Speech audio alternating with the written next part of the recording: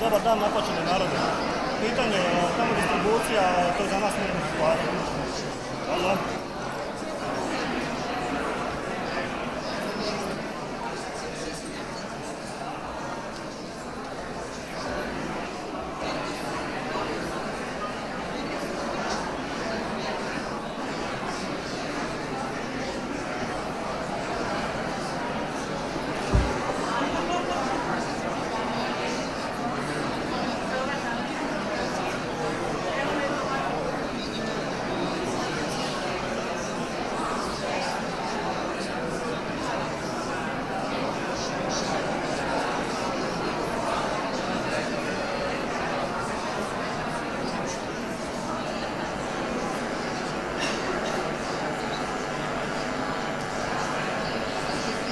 Can you hear me? Can you hear me? Hello? Hi, hello, I'm here. Yes, I can hear you. Can you hear me well? Hello?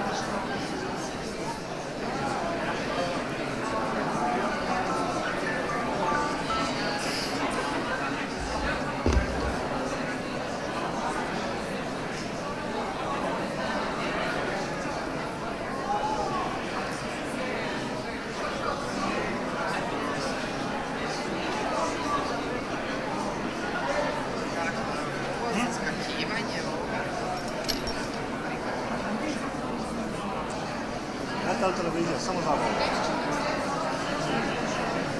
Ne kuću. Svi su tamo, ne razumijem koja je.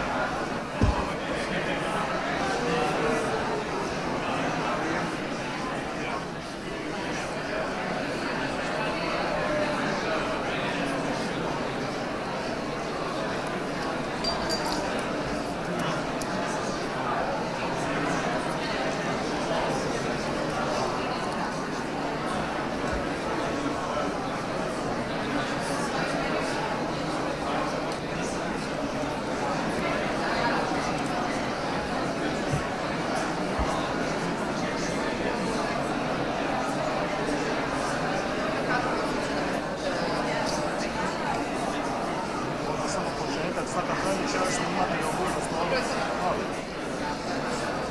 Zato što je moguć kao Sve je prije. Osim ako imaš nekog ono određeno konkretno koje trebaš ima snimljeno. Ne, ja stvarno ne znam. Od naših Lovešina koje znaš ti. A mislim Radman ti bija tu jedini koji se snimio od naših i ovih. Plenkovića ti ima tamo na ovom sastanku. Ona to rukovanje šta je više bilo. Da.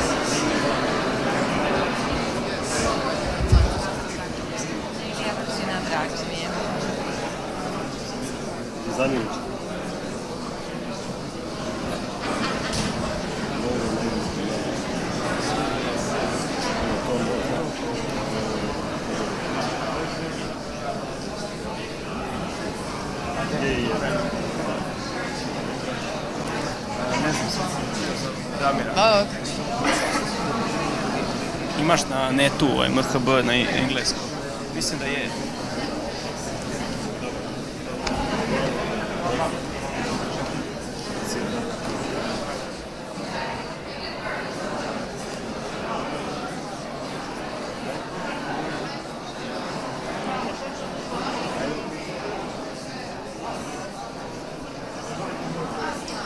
Ma, zaboravim.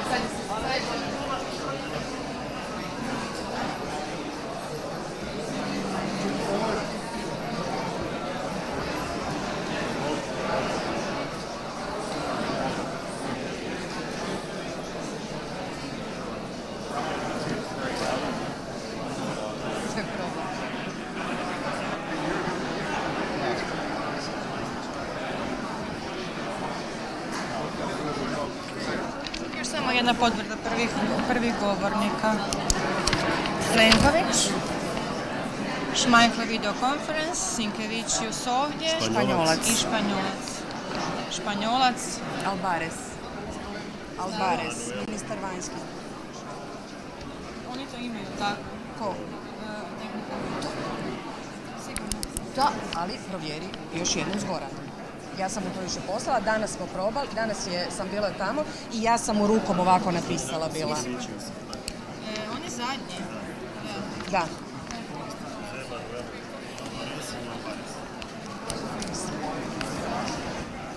On će reći Plenkovik, tako da izobliči ga što je više moguće. Albareć.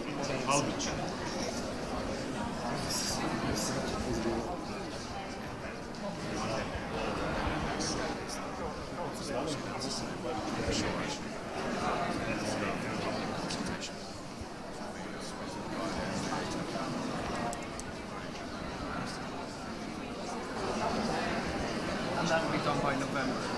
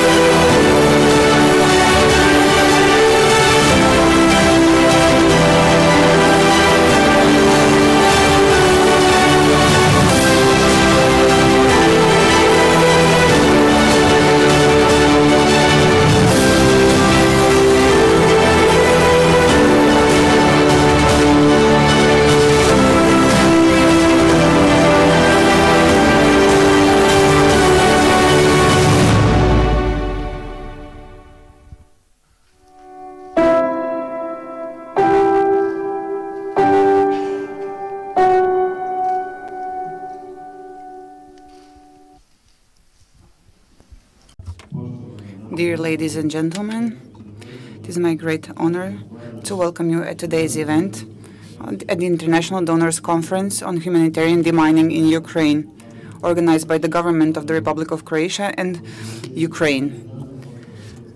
We hereby express support to Ukrainian people, their Prime Minister, and everybody fighting for freedom and territorial coherence of Ukraine. Before presenting the concept of the conference, please welcome our Prime Minister of Croatia, Mr. Andrej Plenković.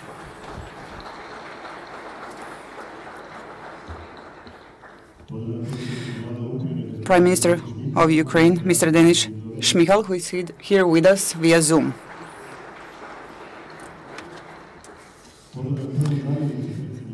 First Deputy of Prime Minister and Ms. Julia Svidenko.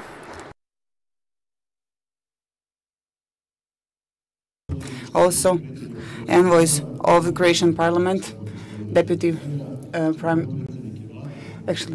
President of the Government of the Republic of Croatia, Minister of Interior, Mr. Božinović, and Mr. Tomo Medved.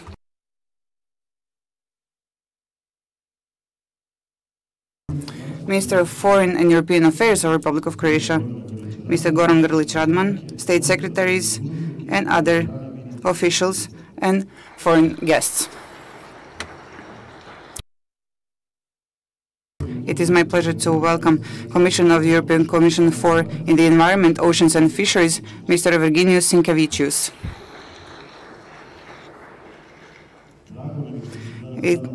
We also have envoys from international organizations and companies and high representatives in this global initiative.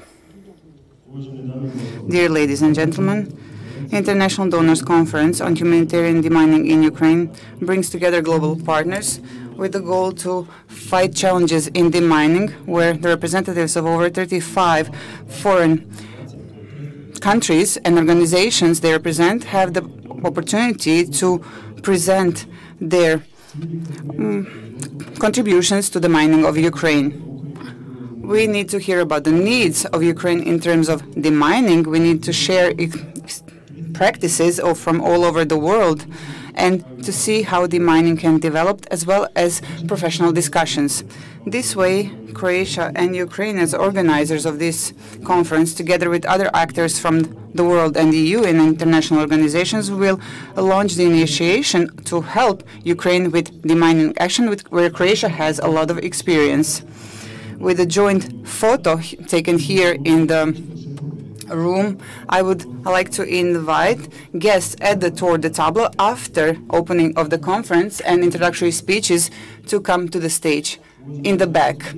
Dear ladies and gentlemen, I invite the Prime Minister of Croatia, Mr. Andrej Plenković, to address the audience. Please take the floor. Thank you.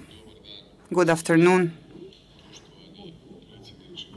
Dear Prime Minister of Ukraine, Mr. Shmyhal, who is here via video link. Dear Ms. Svidenko, dear Deputy Prime Ministers, Mr. Božinović and Medved, Minister Grlić-Radman, Mr. Sinkevicius, dear Ministers, Chief of Embassies, Ambassadors, experts. It is my great honor to have the Deputy Prime Minister of Croatian Parliament, Mr. Željko Reiner. And I am looking forward to the next 2 days in Zagreb and this conference hosted by Croatia, launched together with Ukrainian government and Ukrainian Prime Minister, where we will have the opportunity to talk about the process of humanitarian demining in Ukraine. This great response to this conference is a reflection of our support and our unity and clear support to Ukraine in the circumstances where it is faced with brutal Russian aggression. And it is our wish to help with the demining process, but also with the economic and physical recovery of Ukraine, primarily to help it with its efforts to achieve its territorial coherence and freedom. Although in the past several days, all eyes are on Israel due to brutal terroristic attack by Hamas and further escalation of this situation in the Middle East, Ukraine is still faced with Russian aggression and its consequences. In 6 days, it will be 600 days since the beginning of Russian aggression on Ukraine started in February last year.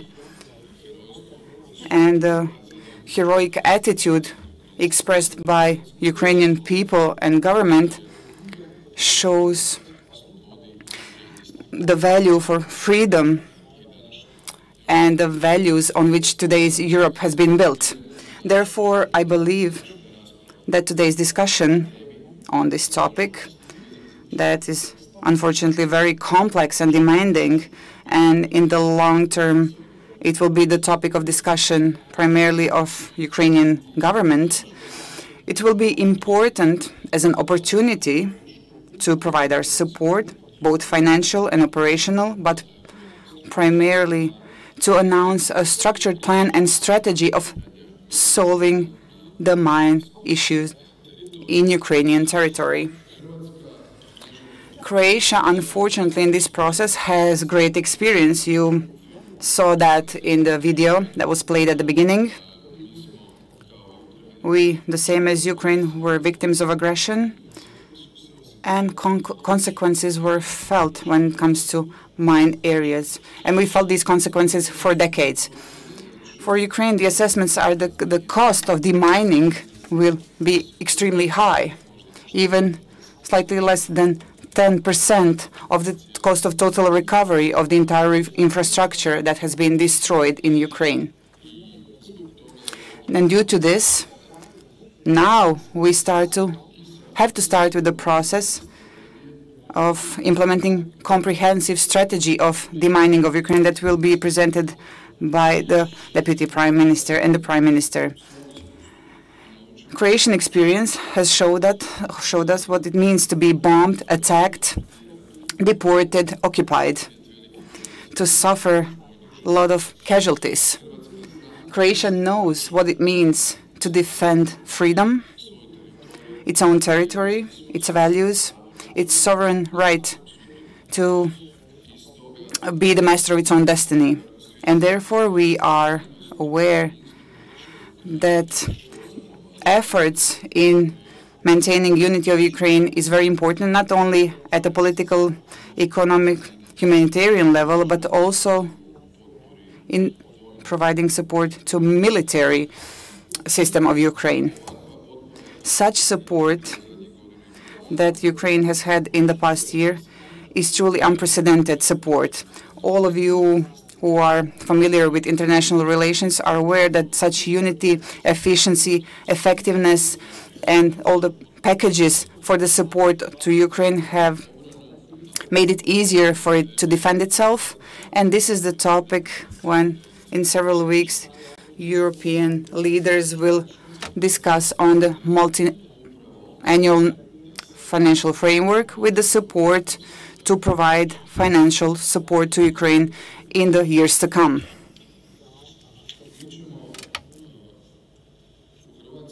In Croatia, just to illustrate, the war here in terms of military activities ended in 1995, and in spring 2026 we will fully complete the demining process. 31 years. It is important to mention this today in order to become aware of the demanding and longevity of this process that Ukraine will have to deal with. More than 2,000 officers dealt with this and was involved in the demining process, and we also remember and pay our tribute to those who lost their lives. 94 members of bomb squad were injured during this process, and therefore I would like to warn about the dangers of all of this.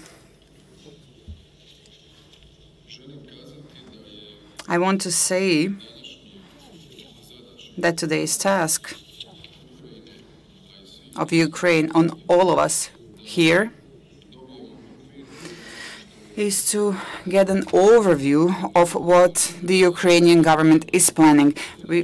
We, as the most important international partners, have to understand how to help and incorporate international activities, financial, professional ones, or when it comes to equipment, or the contribution of companies dealing with the demining process. How to incorporate all this into your priorities. Croatia, up until now, has already given 5 million euros for the demining process in Ukraine.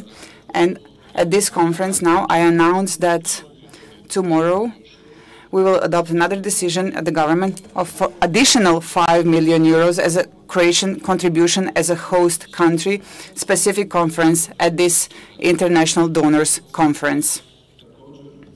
Also, Deputy Prime Minister Božinović and Ms. Sviridenko signed yesterday a memorandum on cooperation in this demining process, and in this way we want to set a framework of structured cooperation between these two countries. We have developed a program that includes the establishment of regional demining center, Croatian machines and expertise in cooperation with UN's program for food and Organization for Food and Agriculture. We have given 1 million euros for demining agricultural land.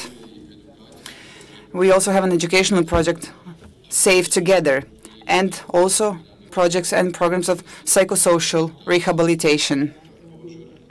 Also, we have hosted Ukrainian defenders in Croatian veteran centers and hospitals. This is all part of Croatian contribution to Ukraine in these demanding circumstances. I want to hear political attitudes of everyone present here, but also we want to hear about their financial support and professional support to the process of demining in Ukraine. We, as a country that has gone through war and aggression, decided to help Ukraine in two areas. First is demining, and the other is the process of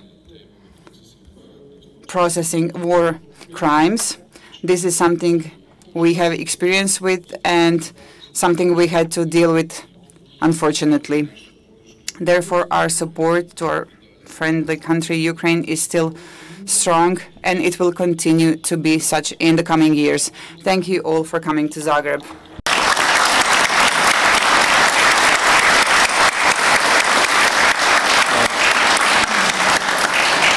Zahvaljujem predsjedniku Vlade na uvodnom obraćanju. Thank you to the Prime Minister. Now we will hear from the Prime Minister of Ukraine, Mr. Shmyhal.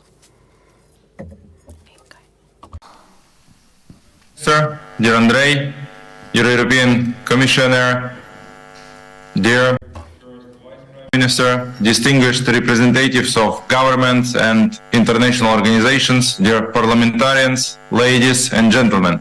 First of all, I sincerely thank the friendly Croatia for providing a platform for consolidating efforts in the field of humanitarian demining in Ukraine, and also for military, financial, energy and humanitarian assistance.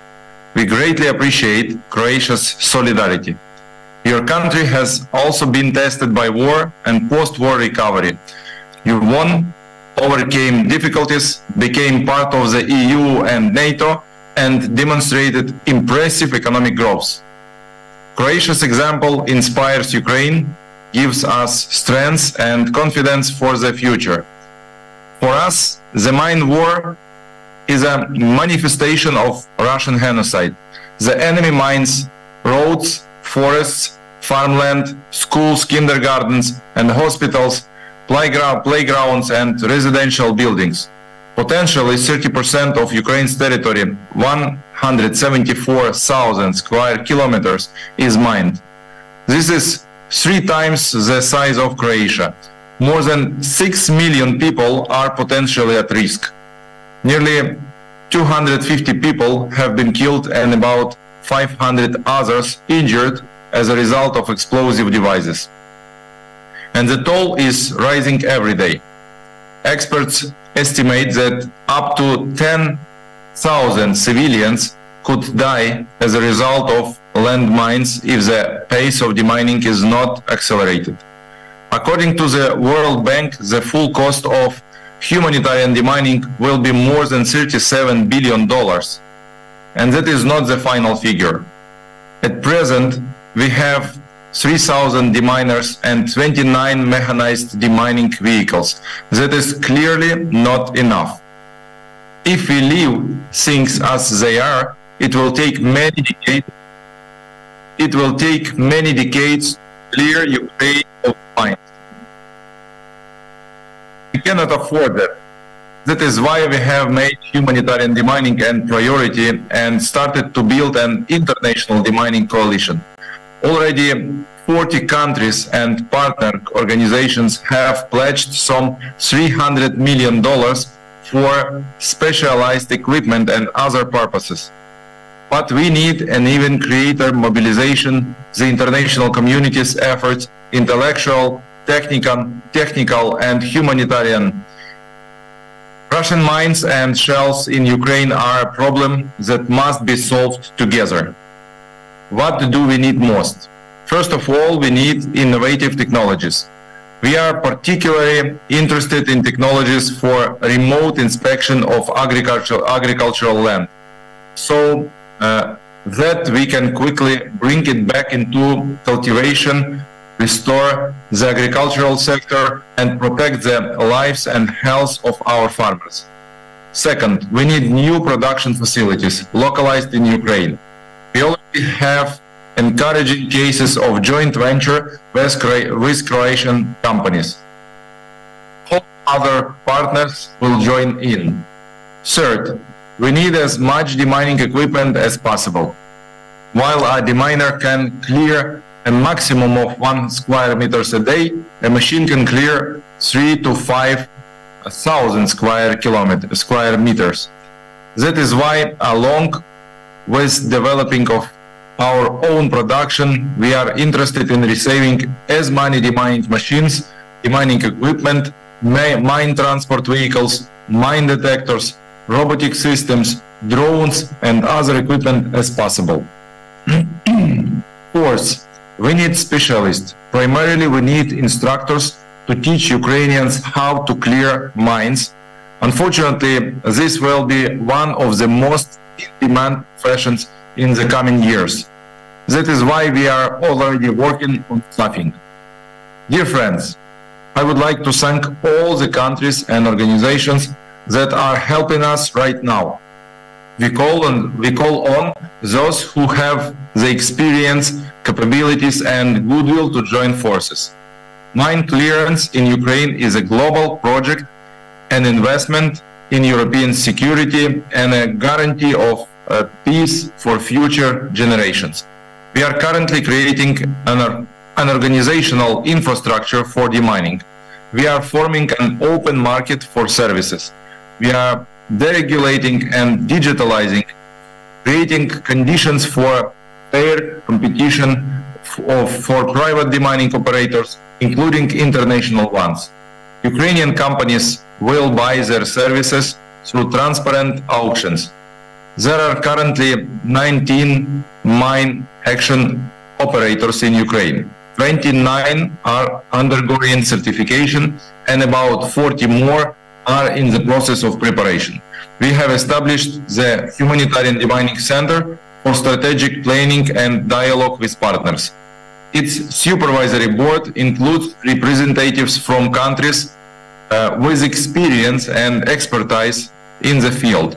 Among them is a representative from Croatia. A donor platform on demining has also been established, so it's co-chaired by Ukraine, the UN, and Japan. We are developing a strategy and national mine action program. Priorities include the clearance of critical infrastructure, private homes, public facilities, and agricultural land. Our focus is on modernization, acceleration, and results. The international coalition for demining must be strong, effective, capable, and committed to long-term cooperation. I believe that Ukraine will continue to receive steady and growing support from its partners. We are working together for the sake of our common future, for a safer world, for peace and for the triumph of democratic values. Thank you very much for your attention. Slava Ukraini!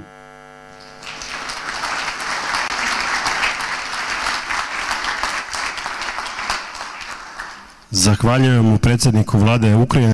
Thank you to the Prime Minister of Ukraine and the strong words we've heard. Now we will hear from the Commissioner for the Environment, Oceans and Fisheries, Mr. Sinkevičius. Mr. Prime Minister, Plenković, dear Deputy Prime Minister, dear Excellencies, colleagues, ministers, it's my pleasure to join you at this important event on behalf of the European Union as we stand together with Ukraine as international partners in the face of the dangers posed by mines and explosives on your land. Dealing with the mine contamination left on Ukrainian soil by Russia's war of aggression is a major stepping stone on Ukraine's path to reconstruction and recovery. And the rapid and reliable identification of land and infrastructure that is safe for use and also of what is not is a must precondition for people to return to their homes and for economic activity to resume. The EU will stand with Ukraine for as long as it takes on this major effort. Mine action is a crucial priority in our support to Ukraine for the protection of the livelihoods, paving the way for reconstruction and recovery and limiting the severe environmental consequences of Russia's aggression. Our support spreads across all pillars of mine action, and this includes the tasks of assessment, survey, and mine clearance. Importantly, it also includes providing mine risk education to help the communities exposed to mine contamination to better protect themselves and also support victims of mine-related incidents. The EU and its member states are also providing significant support to equipping Ukraine's humanitarian deminers in special transport, emergency services and national police to make their dangerous work safer and more effective. And this includes the protective and clearance equipment for individual deminers, as well as transport and heavy demining machinery. The Commission's Emergency Response Coordination Center supports these efforts on a 24/7 basis. Moreover, we work closely with our Ukrainian partners to support an effective governance systems for Ukraine mine action sector. The EU is honored to be amongst Ukraine's international partners represented on the advisory board on the country's new Center for Humanitarian Demining. The requirement of additional experts to support the work of the Ministry of Economy in this is underway, and other national authorities involved can also receive this support. These efforts, they require the commitment of substantive funding. We have mobilized more than 43 million euros over the past year and a half to support mine action in Ukraine. Taken together with significant bilateral support provided by the EU member states, we are together surpassing 110 million of investment in the sector already today. I want to thank Prime Minister Plenković for his leadership, because today's high-level conference brings together Ukraine's many international supporters who have already mobilized significant support to the Mine Action Challenge, and we need to continue to work together closely to make sure our support is as efficient and lasting, as sustainable as it can be. And the EU will stand with Ukraine in the face of this challenge, and we welcome the continued strong commitment of all Ukraine's international partners. And of course, we look forward to working with you. I thank you, Prime Ministers. I thank you, Deputy Prime Minister, Excellencies, for your invitation. And of course, I look forward to our exchanges throughout the day. Thank you.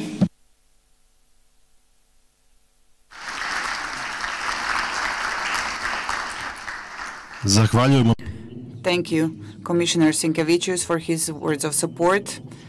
And now we will hear a video from the Minister of Foreign Affairs from Spain, Mr. Albareso, who who will, on behalf of the Spanish presidency of the European Union. Dear Prime Minister and Shmyhal, dear Commissioner Sinkevicius, dear colleagues and friends, it is with a deep sense of responsibility and commitment to our Ukrainian partners that I have the privilege to participate in this conference on humanitarian demining in Ukraine, representing the Spanish presidency of the Council of the European Union. Since the beginning of our presidency, our top priority has focused on reinforcing and contributing to the EU's common action to counteract Russia's illegal aggression against Ukraine.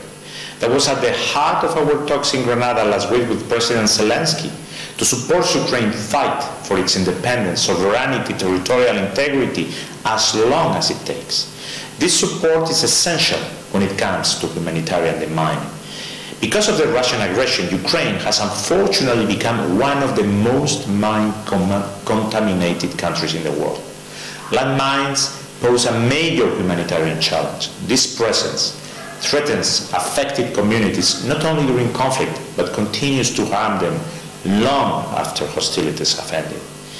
They are a heavy burden on their prosperity as they result in injuries, loss of life, also loss of farming areas, impose a strain on healthcare services, lead to forced population displacement, discourage investment, and affect the socio-economic development of contaminated areas.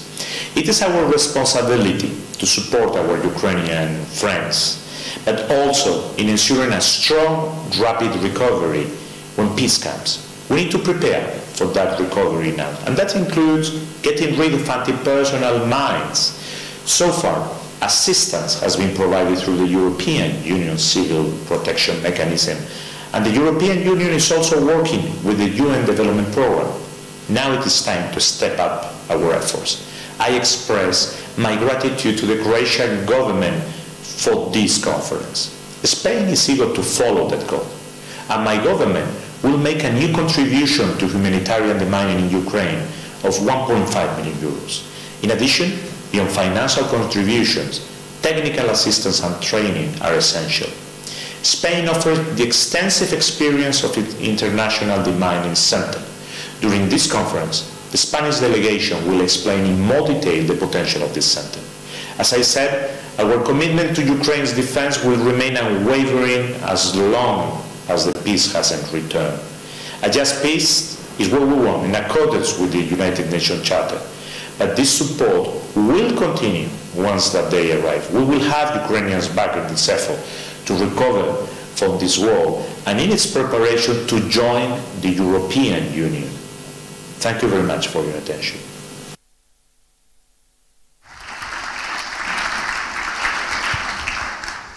Zahvaljujemo ministru Abaresu. Poštovane dame i gospodo, ovime smo zaključili uvodno obraćanja, te vas ljubazno... Dear ladies and gentlemen, hereby we have concluded this part of the event, and now I invite the members of the ministerial discussion or tour the table to join me on stage. To join us at the stage behind so we can take the family photo. Thank you very much.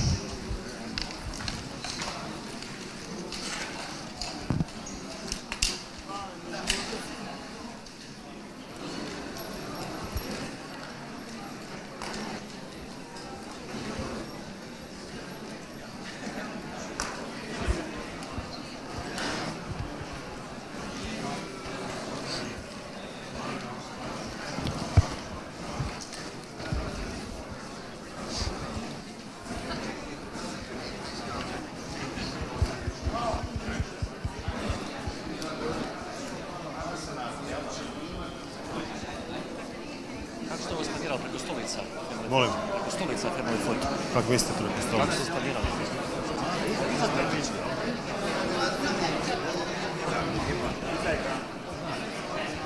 Sneg? Da.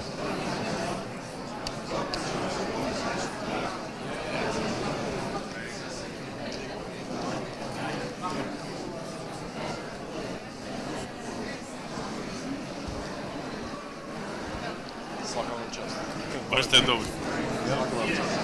Malo sam preglađen pa mi je to, ali...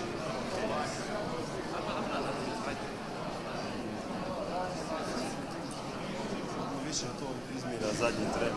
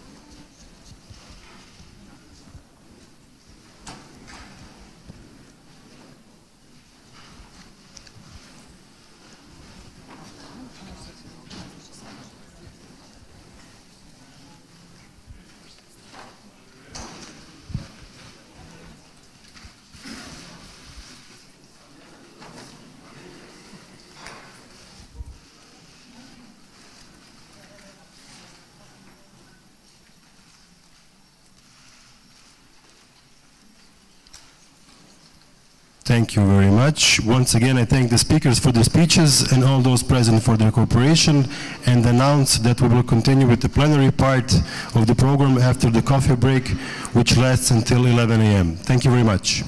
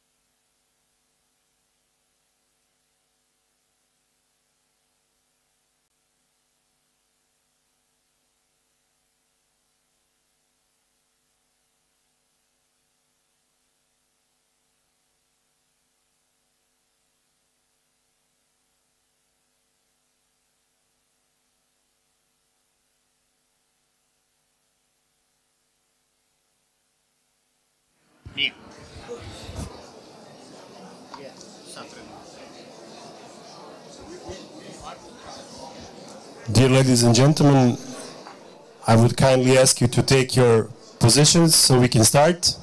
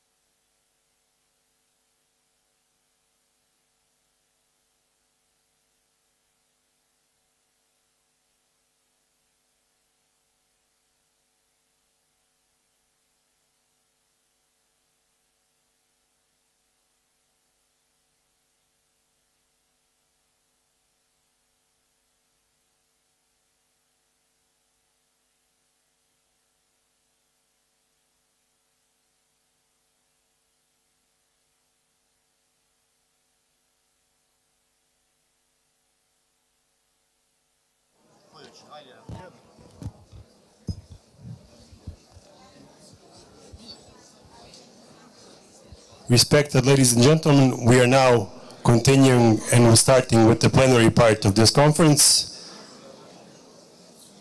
And I'm giving the floor to the Vice President of Croatian Government and Minister Božinović. Minister, the floor is yours. Thank you, Carlo.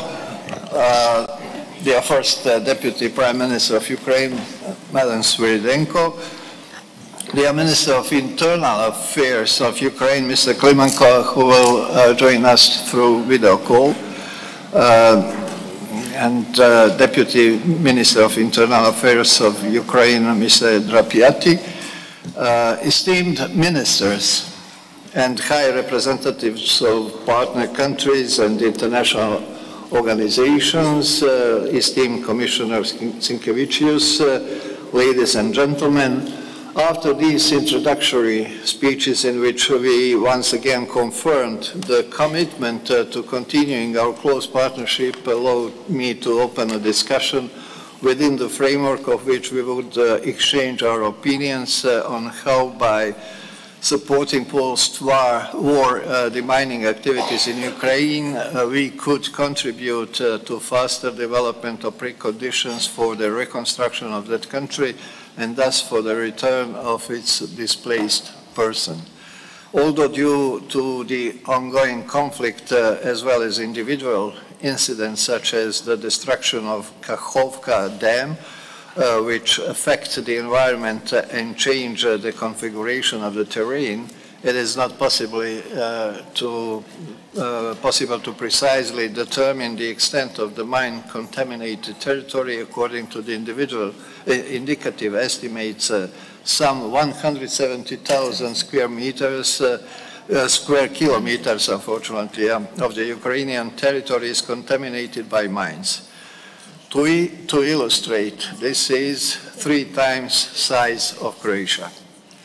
This is an exceptionally large and primarily urban area where the largest part of the population and infrastructure is settled and where mine and explosive remnants of war have the highest destructive potential and represents the biggest threat to the security of citizens and their everyday life. However, we cannot ignore the fact that a large area of agricultural land is also covered by mines, which is a challenge not only to the Ukrainian economy, but also to the security of global food supply.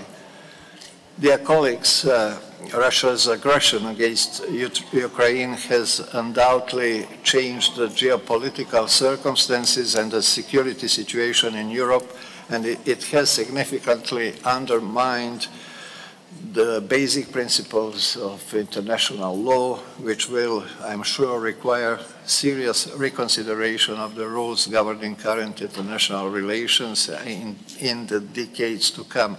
Nevertheless, I'm positive you will agree with me when I say that the current focus on international efforts should be aimed at restoring peace in Ukraine as soon as possible and at creating the preconditions for the gradual return to normal life. The people of Ukraine certainly deserve this. According to joint estimates of the Ukrainian government, the World Bank, the European Commission, and the United Nations, the costs of recovery and the reconstruction are expected to reach 383 billion euros, while the overall cost of demining will exceed 34 billion euros. Croatia, which was also a victim of military aggression 30 years ago, understands very well the current situation of Ukrainian people, and we have therefore been actively helping them since the very beginning, not only by providing protection to displaced persons, but through other forms of direct assistance as well.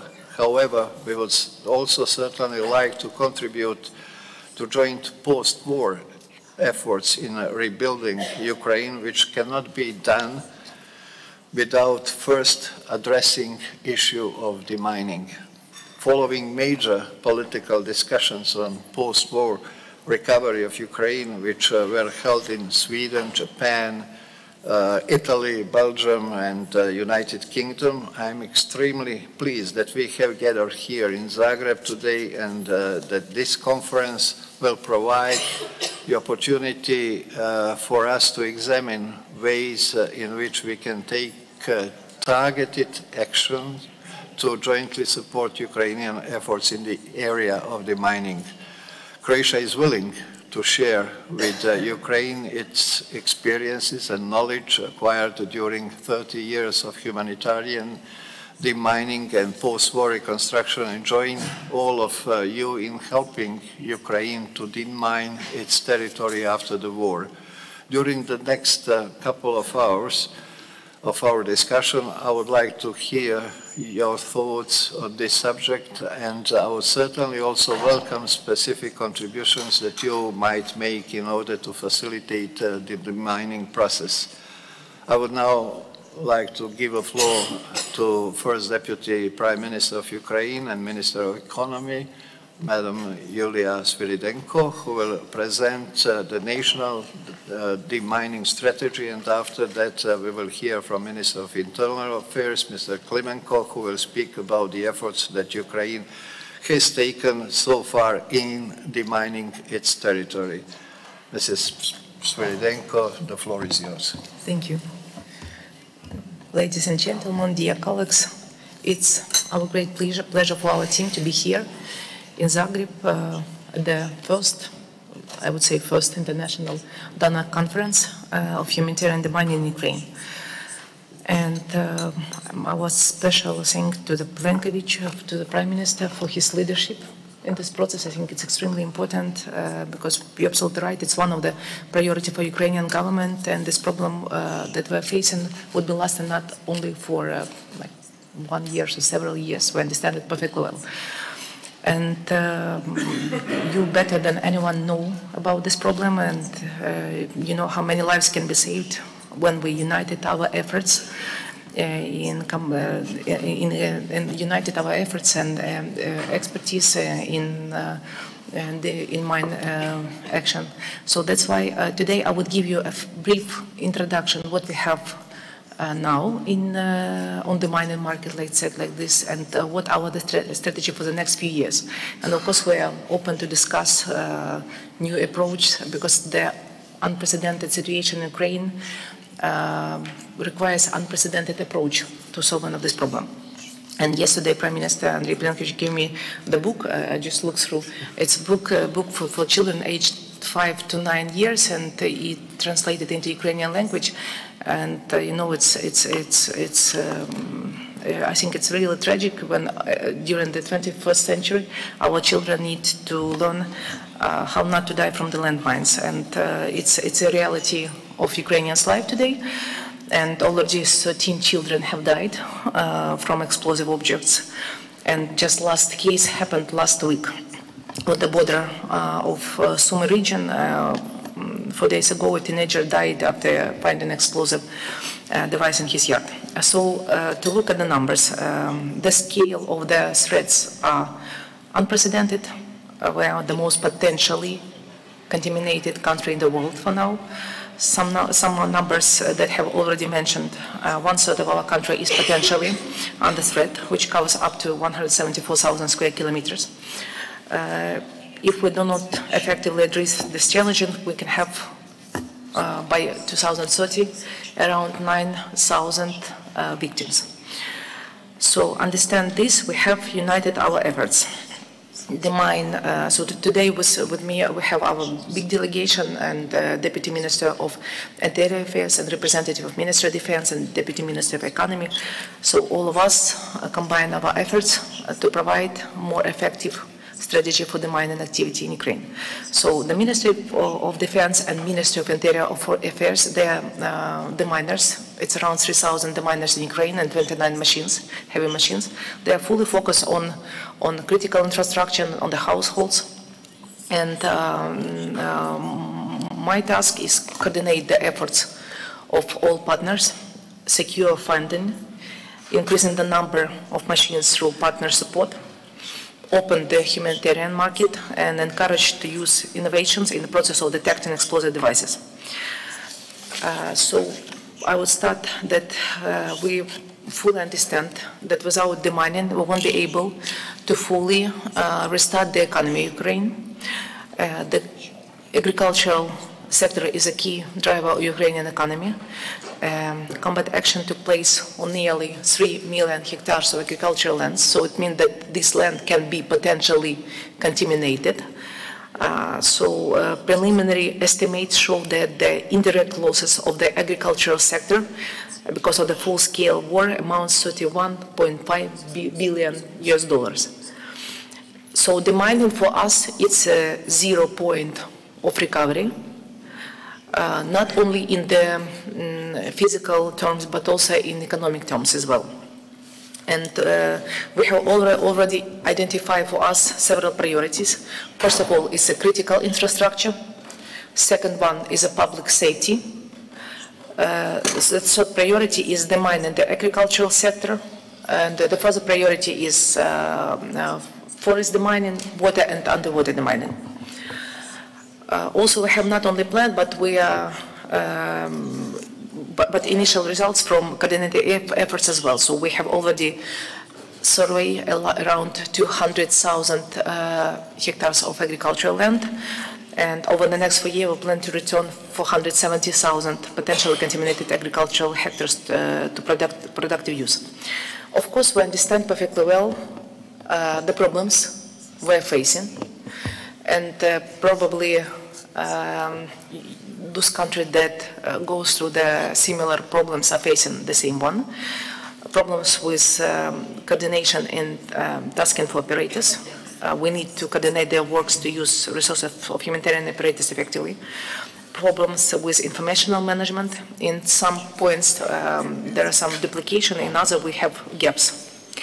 Of course, we understand that some operators are facing problems with certification. In sometimes cases, system of certification is complex and time-consuming. We understand perfectly well, and we want to simplify the procedure without compromising quality.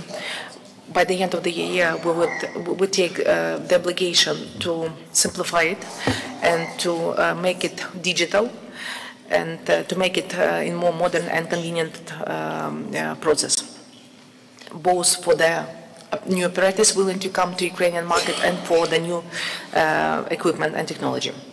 And we know that we are facing, some operators are facing problem with the training of new staff and providing them valid certification. And additional to that, we understand that sometimes architecture of mine action in Ukraine looks very complex. And sometimes for our partners, it's hard to understand the priority. So that's why we're working on that as well. We're not only aware of this issue, but we also have to plan to overcome it. So first of all, we are readiness to test most advanced demining technology, especially drone, AI, satellite or big data analysis, because we understand perfectly well that we need to focus not on clearance, but we need to focus most on survey. So that's why together with UNDP and with some of our partners, we have made a first pilot project, and we have tested 10 international teams trying to figure out the best technology, the most efficient technology for identifying the mines. We will continue to do it because the efficiency were not very high, and I know that probably a majority of you know that there is no advanced technology that can give us that like 100% of efficiency. And the second one, we're creating and expecting production of equipment in Ukraine. I would say that for now we have, during this full-scale invasion, now we have 2 companies that are able to provide and to manufacture Ukrainian heavy machines for the mining. So yes, it doesn't look like best examples from Croatia, from Slovakia, from Dutch, but it costs less, and I absolutely believe that Ukraine looks like a one battlefield for testing new technologies and weapons and equipment, and they can advance their technology, and I think it's very good. It's a very good option for Ukrainian economy as well to localize the international manufacturing companies willing to produce machines in Ukraine, and also to start the local production. The third, we are establishing a competitive mining market. It's something new, and we have scheduled up ourselves to open this demining market starting from the 1st of January. We plan in our budget $50 million for the agricultural companies willing to buy the demining service on the auction. So we would refund them partly from the government budget. So I think that it would encourage private operators to come to Ukrainian market and to provide their activity. So first, we're providing compensation, and it's something that I have already announced. And fifth, we're recruiting experts to train the miners and other personnel in Ukraine.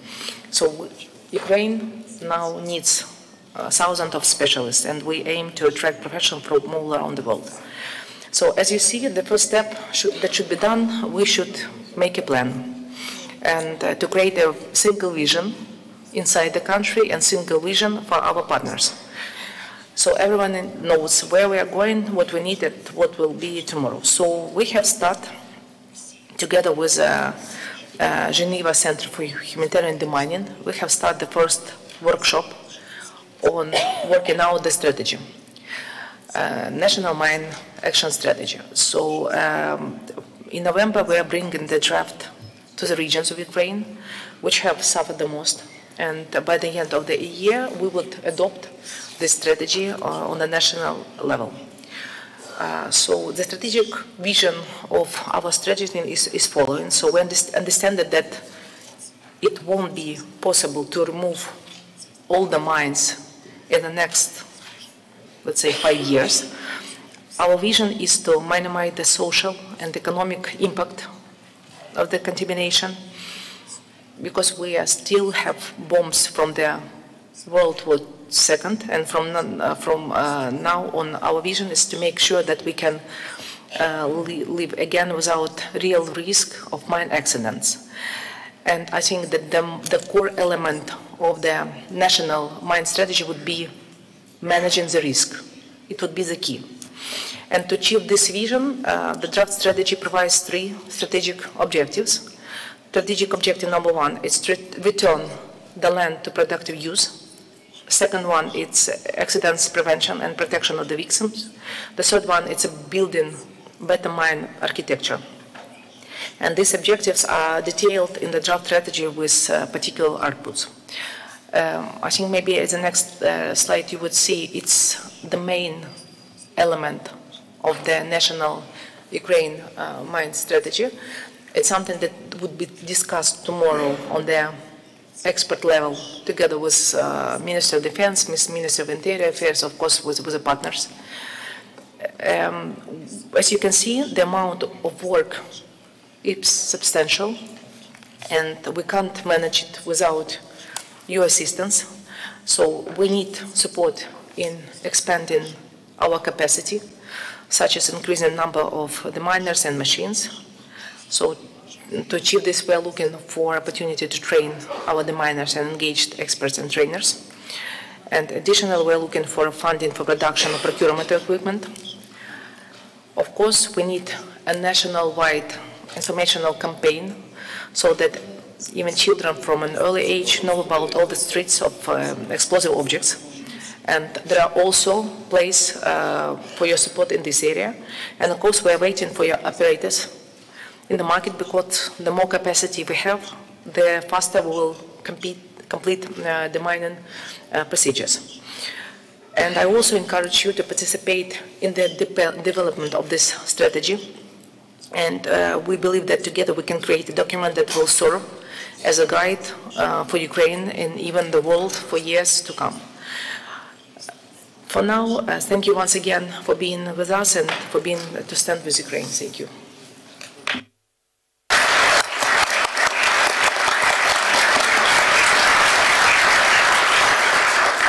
Thank you very much, Deputy Prime Minister, for such a comprehensive presentation of Ukrainian demining strategy.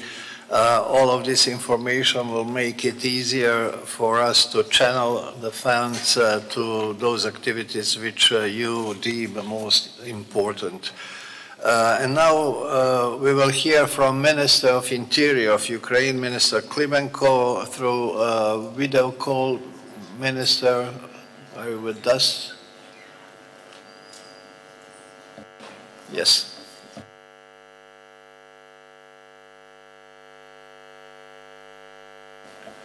Minister, you could start with your presentation. Ukraine is the largest country entirely within Europe. Now Ukraine is the most heavily mined country in the world due to Russia's invasion.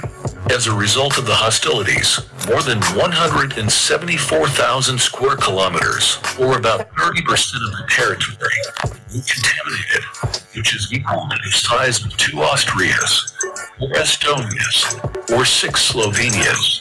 Russia is a terrorist state that has caused ecocide for all of Europe. Millions of explosive devices, hundreds of kilometers of minefields. Russia caused damage to Ukraine's ecosystem and environment for more than 2 trillion hryvnias. According to estimates, Ukraine loses $800 million every month. A lack of safe land is forcing farmers to reduce or stop their activities, and it will take years for the industry to recover. The longer the Ukrainian territory is under occupation, the denser the mining becomes. Today, the Ministry of Internal Affairs carries out military and humanitarian demining. Since the beginning of the full-scale war, more than 121,000 explosive objects have been defused by the State Emergency Service. More than 32,000 explosives have been defused by National Guard units. The National Police have seized almost 236,000 explosive items and have destroyed more than 81,000 explosives. Joint efforts managed to survey more than 132,000 hectares of Ukrainian territory, but not always the surveyed territory can be considered 100% safe. Constant shelling continues. The enemy uses remote combat mining. Civilians are blown up by mines. Since the beginning of the full-scale invasion, 221 people have died from enemy mines, and 456 people have been injured.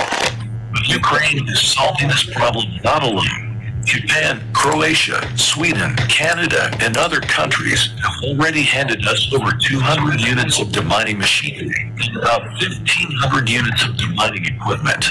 The aid provided is registered and used exclusively for its intended purpose. Ukraine is grateful to every international partner who strives for world peace. Together, we can do more.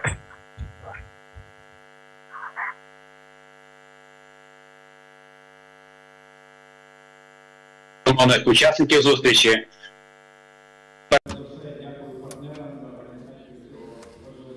First of all, I would like to thank the partners for organizing this important event. We need your support now during the war and in the post-war period, especially when it comes to demining.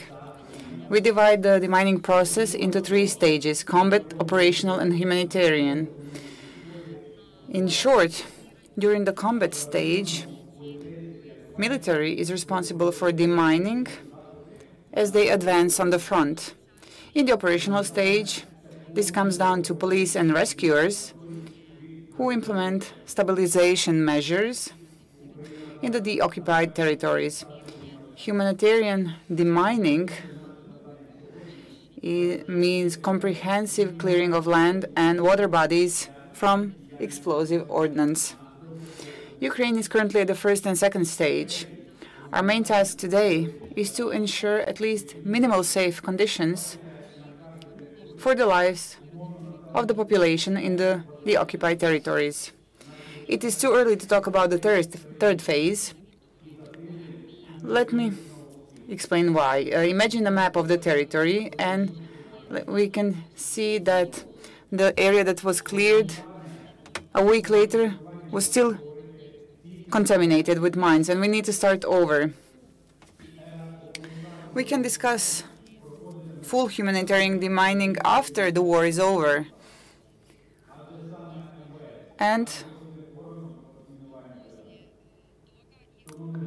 this will happen afterwards because the Ministry of Internal Affairs will become the main body for demining in the country. That's why we are preparing for large-scale work.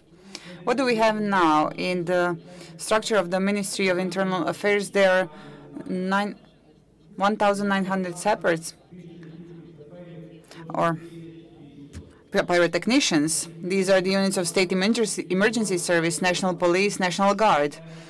Our plan is to increase this number to 2,800 people. Specialists need to be trained, equipped, and coordinated. It's a systematic work. The State Emergency Service manages an interregional center for humanitarian demining and rapid response. Last year, we prepared almost 1,000 pyrotechnicians. Every day, 210 units, pyrotechnician units, are working in Ukraine.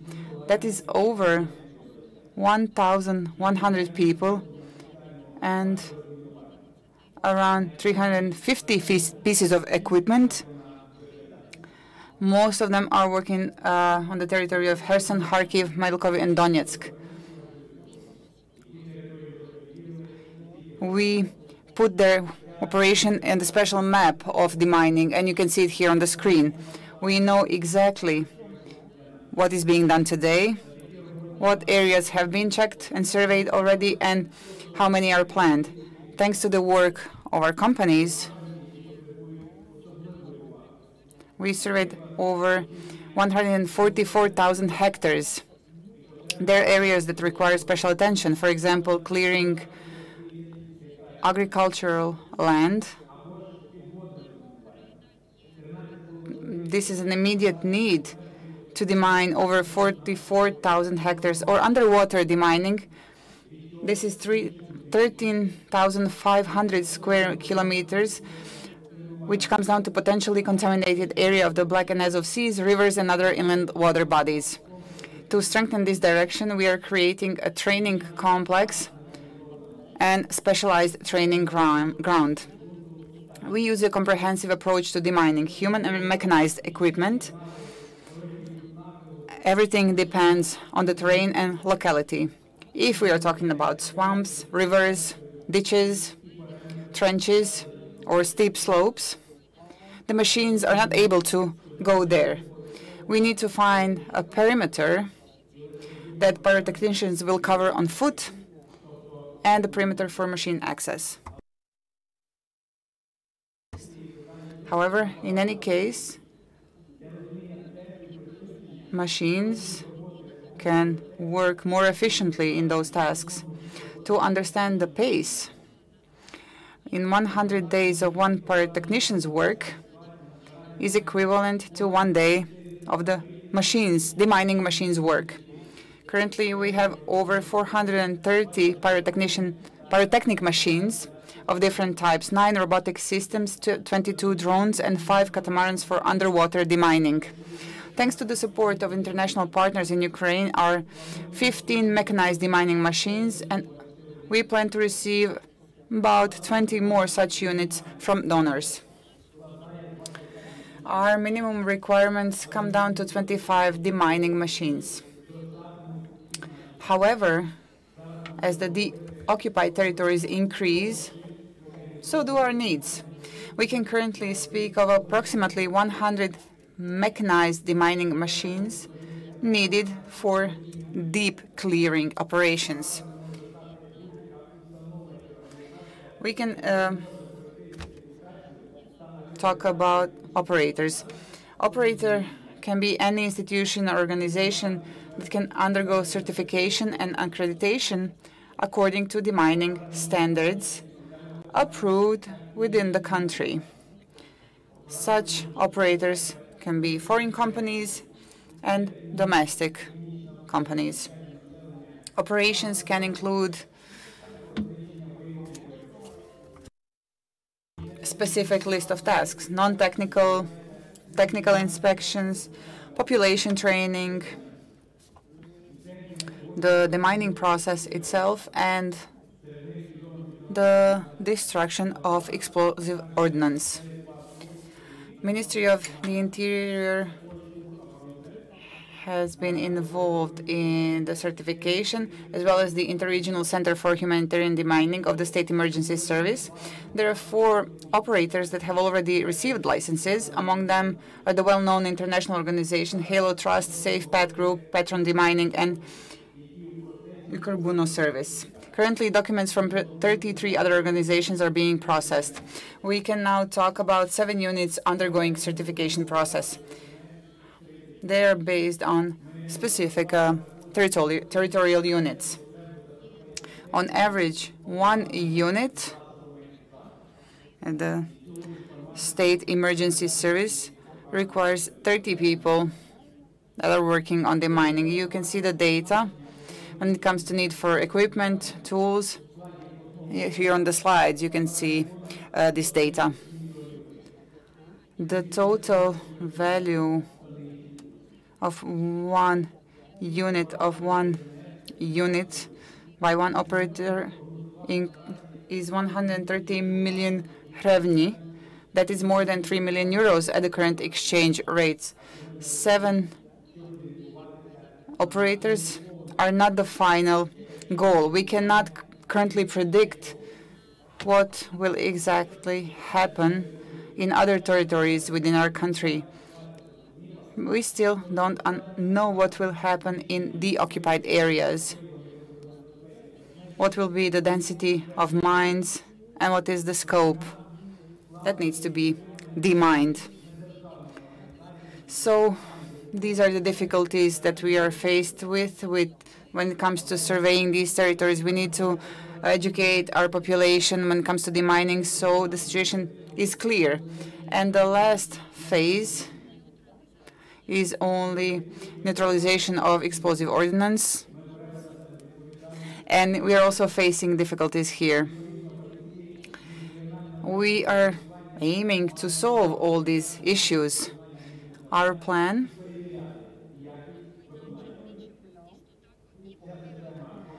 also involves planning and quality verification of all these processes.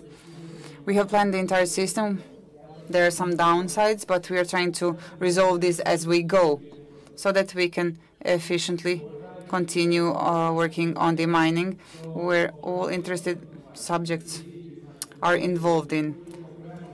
When it comes to operational demining and our units, I want to focus your attention on our needs. First and foremost, we need vehicles for transporting explosive objects or explosive ordnance, metal detectors, robotic systems for ammunition neutralization, and we also emphasize the needs of underwater demining units. This includes pyrotechnic machines, boats, metal detectors, and you can see all the information and figures on the slide. We will provide our partners a list for all willing to assist Ukraine on the path to demining. And lastly, I would like to stress in my speech, all international aid received will be meticulously recorded. We know where each piece of equipment went and how it is utilized. And thank you for your help, and thank you for your attention.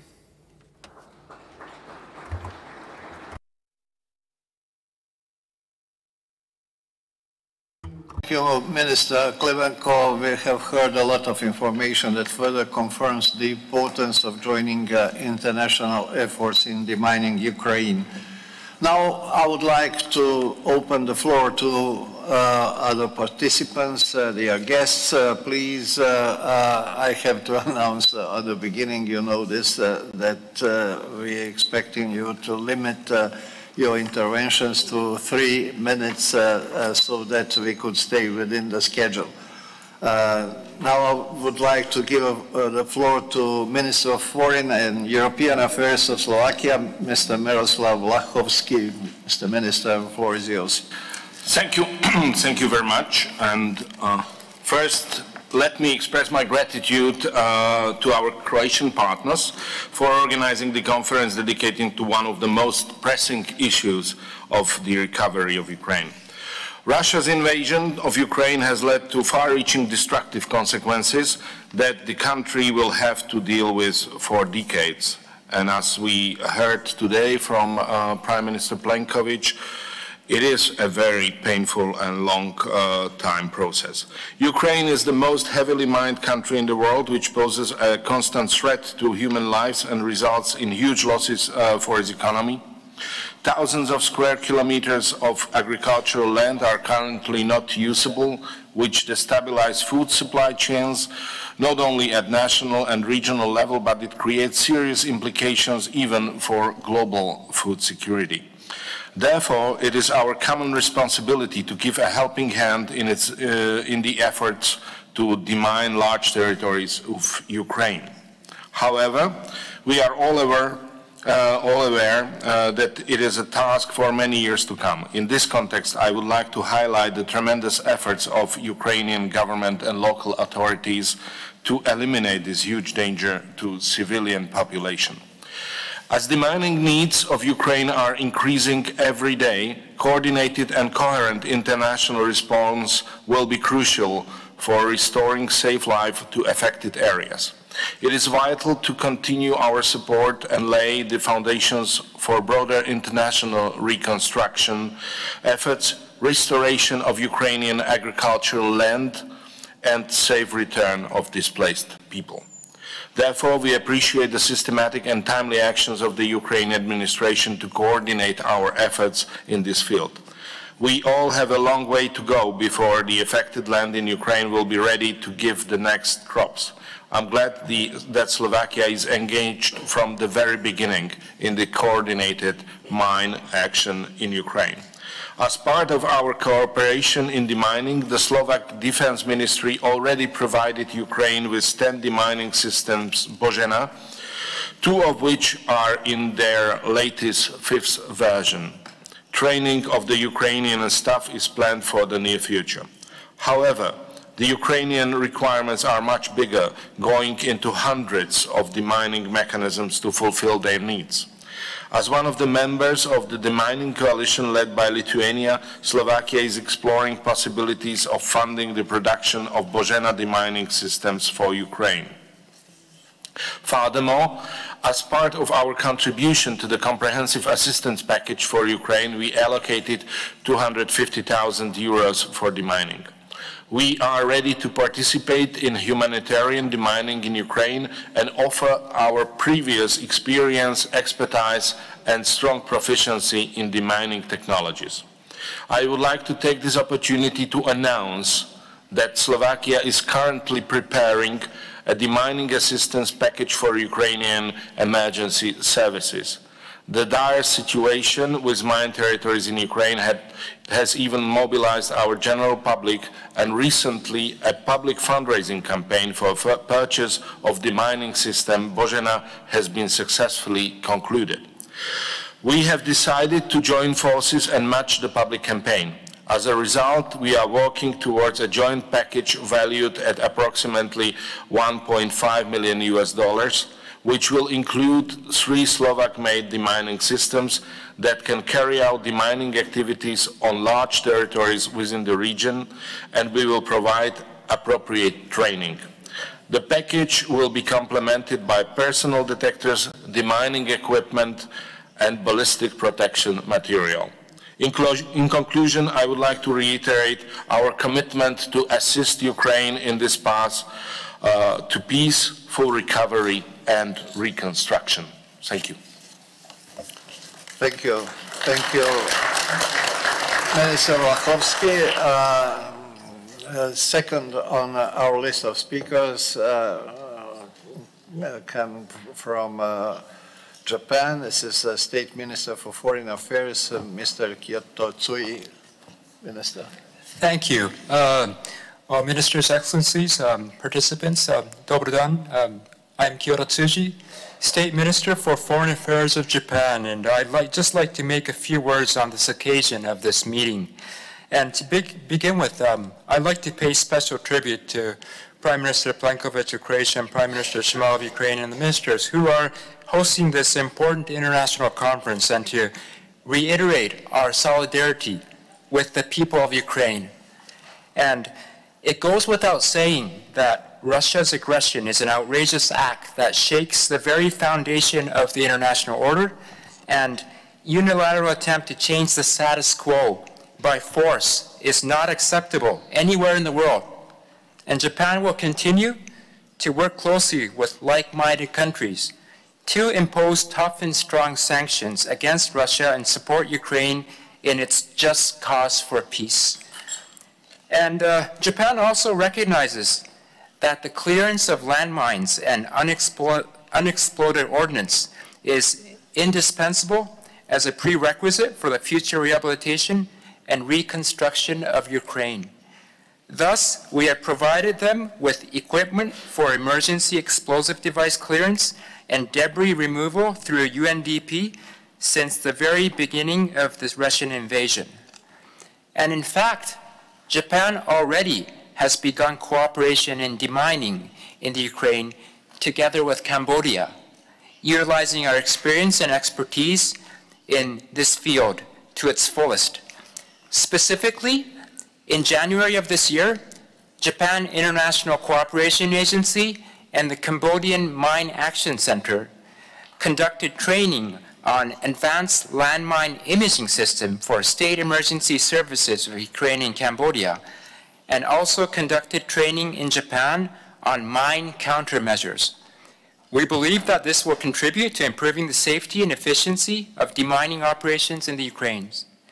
Furthermore, Japan has decided to provide $7.6 billion in grant aid to Ukraine, a package covering countermeasures against anti-personnel mines and unexploded ordnance, and provided 24 trucks with cranes upon then Foreign Minister Hayashi's visit to the Ukraine last month.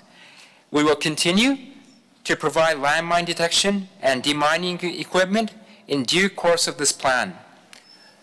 Looking ahead, The presence and leadership of the Emergency Situation Agency of Ukraine and its officers is indispensable for the demining to be successful. Needless to say, Japan, in tandem with UN agencies and NGOs, will continue to actively cooperate in strengthening the capacity of the agency based on our long-standing knowledge and experience in international assistance. Lastly, I'd like to congratulate the members once again on this successful holding of this ministerial meeting, and beyond any doubt, Japan will always be with Ukraine. Thank you.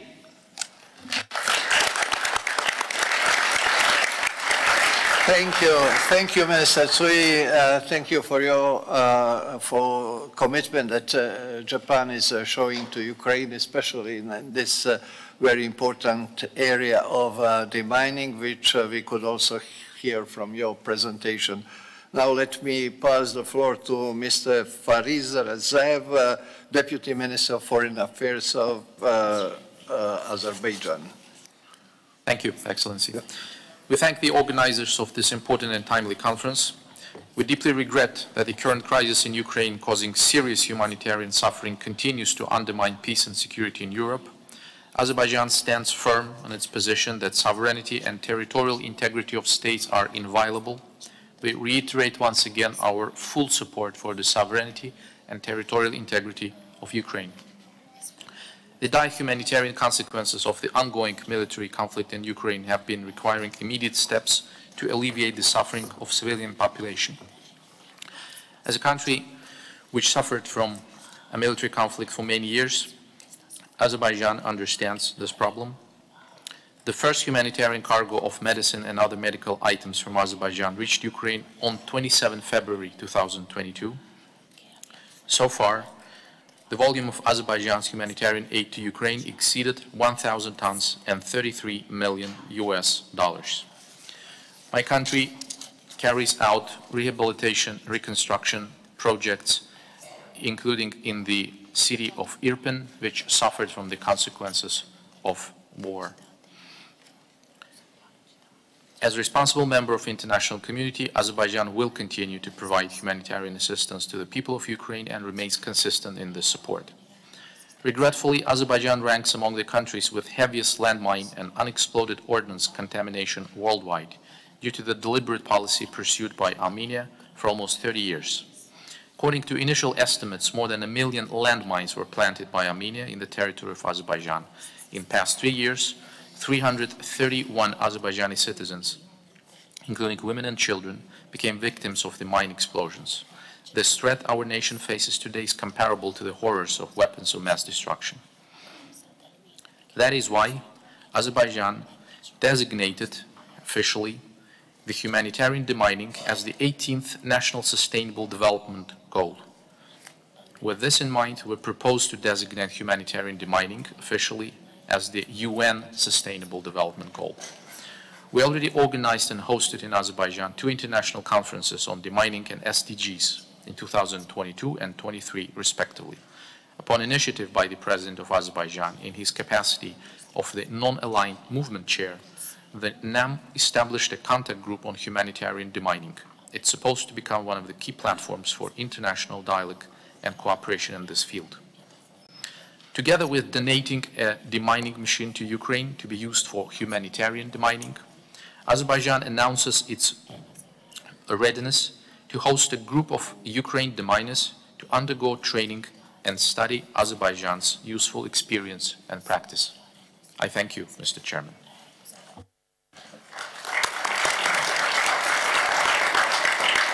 Thank you, Deputy Minister, for your clear messages based on your experiences with the mine contamination and the challenges it brings to your society. I would also thank you for your solidarity with Ukraine. Next, we have a Deputy Minister of Interior of Czech Republic, Lukáš Hendrich. Lukáš, floor is yours. Thank you, Excellencies, Ministers, ladies and gentlemen. Firstly, I would like to thank especially the Deputy Prime Minister and the Minister of Interior, Davor Božinović, and First Deputy Prime Minister and Minister of Economy of Ukraine, Ms. Yulia Sviridenko, for co-hosting such an important international conference.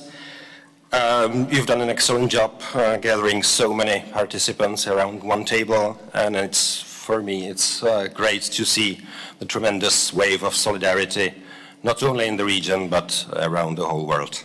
It's just to begin with.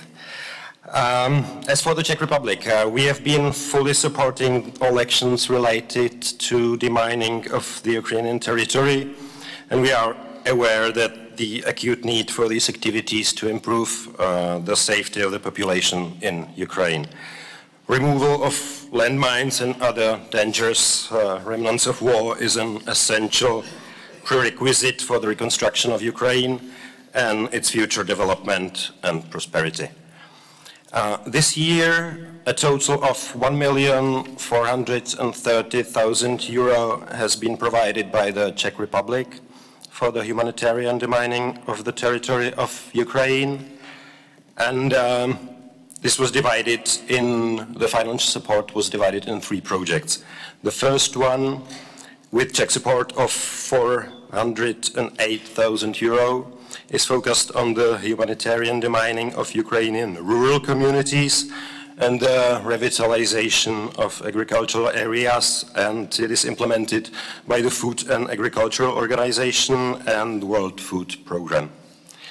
The second project, with Czech support of €816,000, has been implemented by the non-governmental organization Halo Trust, and it focuses on the detection and registration of landmines in locations in Kyiv, Chernihiv, Sumy, Kharkiv, and Mykolaiv regions. And finally, the third project, supported by the Czech Republic by €204,000, will be implemented by the non-governmental organization Mirne Nebo by the end of this year. And this project is aimed at increasing the awareness and resilience of the population in Kharkiv region in connection with the risk associated with mines and unexploded ordnance. To conclude with, I am very happy that despite the fact that our country has neither specialized forces nor technology for humanitarian demining, we've been trying to provide significant support in the area of demining in Ukraine and contribute to mitigate the danger of Ukrainian citizens who are exposed to this risk. And the Czech Republic is ready to continue its support in the years to come as well. Thank you.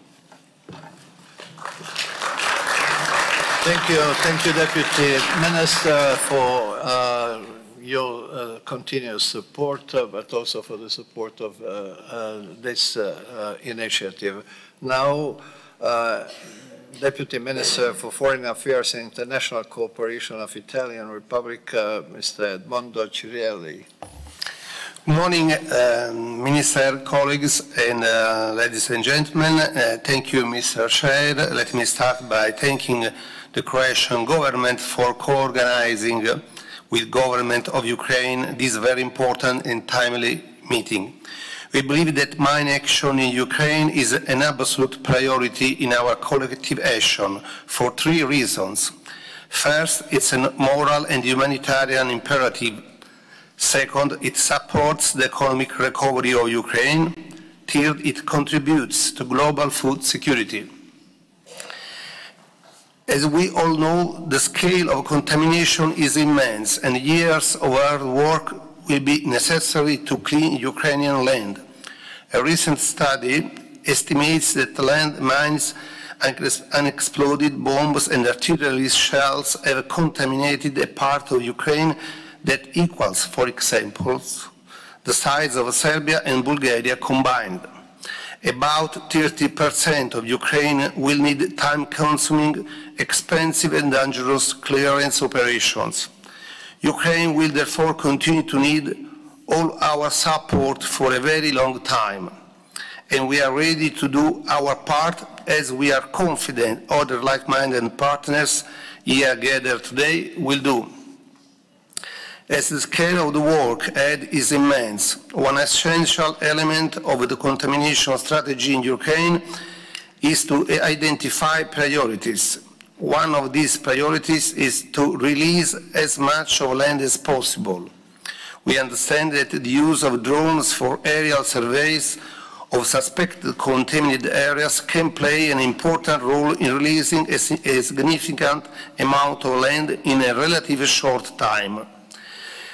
This will reduce the humanitarian needs by helping especially small farmers and local communities to provide for themselves. It will speed up Ukrainian economic recovery and it will reduce the pressure on food prices, supporting global food security. Another priority, and for the same reasons outlined before, is to work to allow for progressive return of refugees and internally displaced persons. Since the beginning of the Russian aggression, Italy has kept constant its commitment on humanitarian aid to Ukraine. Over the last year and a half, we have contributed 77 million euro, equally distributed in 2022 and 2023. We have recently launched a 30 million euro call for projects by Italian civil society organizations in partnership with the local ones for humanitarian assistance in view of upcoming winter. For the first time, this call for proposal also has a window of mine action that can mobilize additional Italian resources and expertise in fields such as risk education and victim assistance. In addition to that, I'm glad to announce a further contribution of 1.5 million euro this year, specifically for mine action projects through partners we are identifying. I believe that with our common efforts and continued support to the government of Ukraine in its humanitarian demining action, we can do tangible work towards making Ukraine again a safe place for its people. Thank you very much. Thank you, Deputy Minister, for your words and pledge that you just announced. Now we have a State Secretary from the Ministry of Foreign Affairs of the Kingdom of Norway, Mr. Elvin Vad Pettersen. Thank you. Norway is a strong supporter of humanitarian mine action worldwide and in Ukraine. Mine action in all its aspects is crucial both for the humanitarian protection and disarmament agenda. These weapons do not distinguish between combatants and civilians, and this principle of distinction is at the core of protection of civilians. Last year, we celebrated the 25th anniversary of the Anti-Personnel Mine Ban Treaty. 33 countries have become mine-free since 1998. That is a success worth celebrating in these challenging times, and soon Croatia will hopefully also join that list. Likewise, the Convention on Cluster Munitions represents an important international instrument to protect people from this indiscriminate weapon. Russia's illegal and brutal war of aggression against Ukraine has caused a major setback to the previous achievements of the conventions. As we have seen and heard here today, extensive use of anti-personnel mines and cluster munitions has left about 30% of Ukraine's territory contaminated with unexploded remnants. The situation is heartbreaking and it is unacceptable. The number of casualties is increasing and the contamination of new land is severe and continuous. We welcome that the government of Ukraine has identified mine action as one of the main priorities to improve the humanitarian situation and to facilitate recovery and reconstruction of critical infrastructure. However, the clearing of mines and other explosive remnants will require great effort for years to come. And while we are committed to support Ukraine for the long haul, we believe it is of utmost importance that mine action is intensified right now, even while Russia continues its brutal warfare. For years, Ukraine has served as the breadbasket of the world. The contamination of fertile Ukrainian farmland has reduced food production and severely impacts food security on a global level. The use of anti-personnel mines and other explosive devices, both in cities and farmland, has caused tremendous harm to the civilians of Ukraine, especially to children. Norway has been an active supporter of mine action in Ukraine since 2015. And since Russia's full-scale invasion last year, Norway has contributed approximately 15 million euros to humanitarian mine action in Ukraine through experienced NGOs working closely with Ukrainian authorities. And we commend the State Emergency Service of Ukraine and other national capacities for their competence and good cooperation with all actors.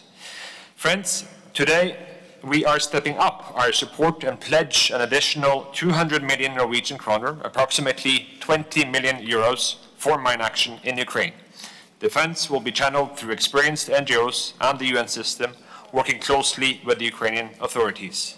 Norway will stand with Ukraine in your efforts for a mine-free country now and in the years to come. Thank you.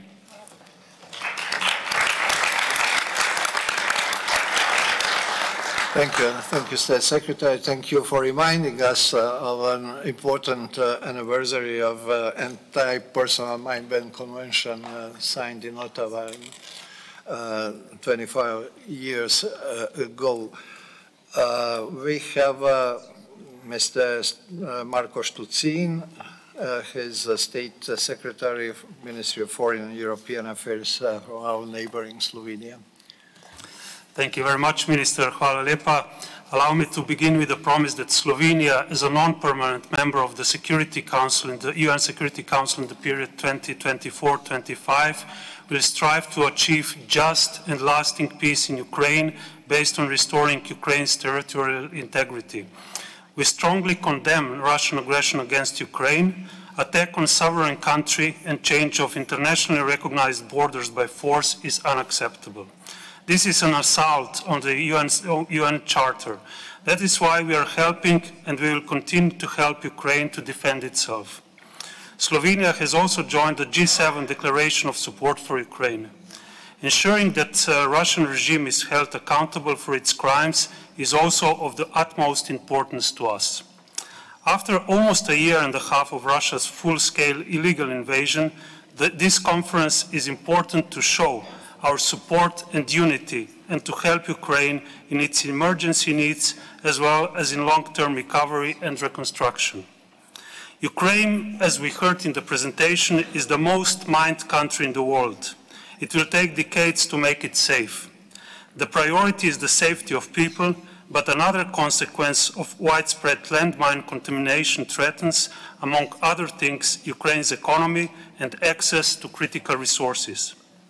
To help Ukraine mitigate the consequences of war, the Slovenian government has almost doubled last year's humanitarian funds for Ukraine by allocating additional 5 million euros. Our support to Ukraine ranges from military assistance to various forms of humanitarian and in-kind assistance. We are particularly focused on demining, medical rehabilitation of war victims, and psychosocial assistance for children and their families. In addition, we are continuously offering shelter to Ukrainian refugees. This year, Slovenia has already pledged 1,835,000 euros for humanitarian demining of Ukraine and rehabilitation of victims. It is my pleasure to announce that Slovenia will allocate €500,000 euros of additional funds for demining activities in Ukraine this year. And we plan additional donations in the next year as well. Ladies and gentlemen, let me share with you that after devastating floods that hit Slovenia this year, Ukraine was one of the first countries that offered us help. With the big rescue and reconstruction team, which was a strong gesture of mutual solidarity, which Slovenia and Slovenian citizens will never forget. To conclude, I would like to thank Croatia for organizing this conference, and I reiterate our promise to continue our support for Ukraine and its people. Thank you.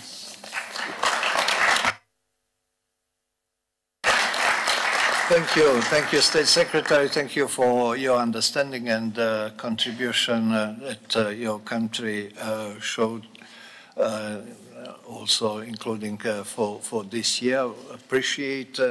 Now we have Mr. Johan Berggren, State Secretary to Minister for Civil Defense, Ministry of Defense, Kingdom of Sweden.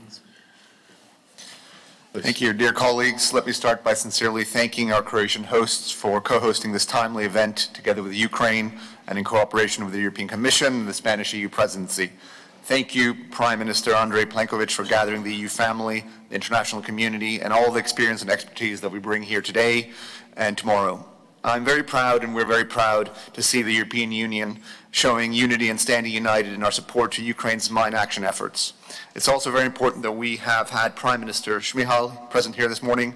Ukraine continues to showcase remarkable resilience and leadership in withstanding Russia's illegal aggression, and the field of mine action is no exception. Russia's aggression against Ukraine has made Ukraine one of the countries in the world that is most contaminated by mines and explosive remnants. Civilians, not least children, pay a deadly price for this, as we see and have heard in these presentations. Sweden has funded mine action work in Ukraine since 2018. Following the full-scale invasion, we have redoubled our support and our efforts. We target a large spectrum of initiatives, including mine clearance, awareness raising, support to victims, education on risks and advocacy for mine action. The Swedish Civil Contingencies Agency has, through the EU's Civil Protection Mechanism and other partners, provided substantial equipment and personnel support. We also support the mine action work of the UNDP, Partnership Fund for Resilient Ukraine, the World Food Programme, and the Danish Refugee Council. Continued demining will be fundamental for the reconstruction of Ukraine. It will take time, clearly, but Sweden is in it for the long haul. Mine action is one of the prioritized areas in Sweden's recently adopted a record-sized 5-year strategy for reconstruction and reform cooperation with Ukraine. Today, I'm very happy to announce additional Swedish support of €12.5 million to the Danish Refugee Council's integrated humanitarian mine action program in Ukraine for the coming 3 years. Through this program, Sweden commits to support efforts to equip, train, and help demine Ukraine. We commit to supporting deployment of teams for non-technical survey and manual and mechanical clearance. We commit to ensure the provision of victim assistance to 250 individuals and explosive ordnance risk education. Moreover, we also commit to enabling to equip and train the Mine Action Center in Shmyhal. It is evident from today and from everything we've heard and seen that mine action in Ukraine will be needed also in the medium and long run. Together, we must continue to ensure our engagement and support. I can assure you that Sweden will stand with Ukraine for as long as it takes. Thank you, and Slava Ukraini. Thank you, Mr. Berggren, and thank you for your remarkable support to Ukraine. Now we have a Deputy Assistant Secretary for Programs and Operations in the Bureau of Political and Military Affairs, Department of State, Mrs. Rachel Schiller. Thank you. Good morning. Ministers, Excellencies, ladies and gentlemen, I'd like to thank our hosts and thank you for the opportunity to participate in this conference. It's truly heartening to see the diversity of countries and organizations represented here to stand with Ukraine. It's particularly inspiring to see Croatia's leadership on this issue. For many years, the United States partnered with Croatia to demine its land after the homeland war. Now, Croatia is an EU member state and providing technical, financial, and political support for Ukraine's demining efforts. One day, we will see Ukraine likewise sharing its demining expertise with the world. First, though, we must work together to tackle the immediate and massive challenge that Ukraine faces. Landmine contamination is a national crisis in Ukraine and the main obstacle to a quick economic recovery and facilitating the return of millions of displaced Ukrainians. Demining is a critical first step to stabilizing liberated areas and enabling the restoration of infrastructure and farmland. The United States has committed an unprecedented $182 million, or about 170 million euros, for demining efforts in Ukraine since Russia's full-scale invasion. This includes $90.5 million in new funding announced by Secretary Blinken last month when he visited a demining site in Ukraine and saw firsthand the critical importance of this life-saving work. This enables us to expand our Train and Equip project for Ukrainian government operators and continue deploying contractor and NGO demining teams throughout the liberated areas. We have already trained 150 government deminers, and last month we opened a new state-of-the-art training facility in Ukraine that can train 90 deminers simultaneously. The school features indoor and outdoor training areas that allow practice in searching buildings, operating demining machines, demining farmland and wooded areas, and even clearing railways. It will augment Ukraine's existing training centers to help them reach their expansion goals and bring their expertise to the next level. As we train deminers, U.S.-funded equipment is rolling in, and we're scaling up our procurements. Additionally, last month, we deployed 93 contractor and NGO demining teams across 7 oblasts of Ukraine to survey and clear land and provide risk education. These teams have surveyed more than 828 million square meters of land, a key first step to effectively prioritizing demining resources. And the teams have been hard at work clearing the highest priority sites as directed by Ukraine's Mine Action Authority. We've also reached millions of at-risk civilians with risk education messages in neighborhoods, schools, community centers, and bomb shelters, and through ads on Facebook and radio campaigns. Our advisors are helping Ukraine revise its national standards, manage data effectively, and otherwise strengthen its management of the sector. These efforts, though, simply enhance what Ukraine is already doing. It's brave Ukrainian men and women, about 3,000 of them, that go out every day to find these hazards and make their country safe again.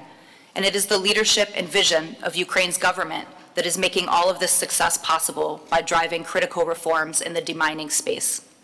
Thank you for your dedication to Ukraine's recovery. The United States is proud to partner with you.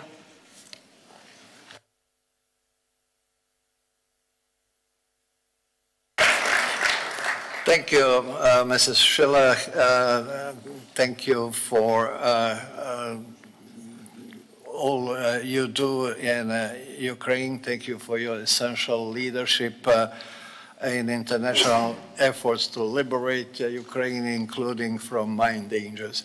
Now we have Mr. Ramon Armada Vasquez, advisor to Undersecretary for Political Affairs, Ministry of Defense, Kingdom of Spain. Thank you, Deputy Prime Minister. As the Spanish Minister of Foreign Affairs and the European Union has already said, the government of Spain is committed to the Ukrainian people in all possible areas.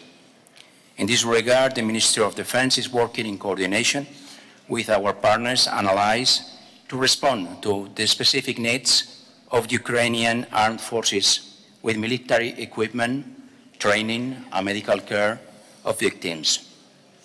Till now, we have trained more than 2,000 Ukrainian soldiers in different domains. Almost 400 of them have been prepared in the mining, countering explosives, devices, and sappers training in 14 courses developed in Spain.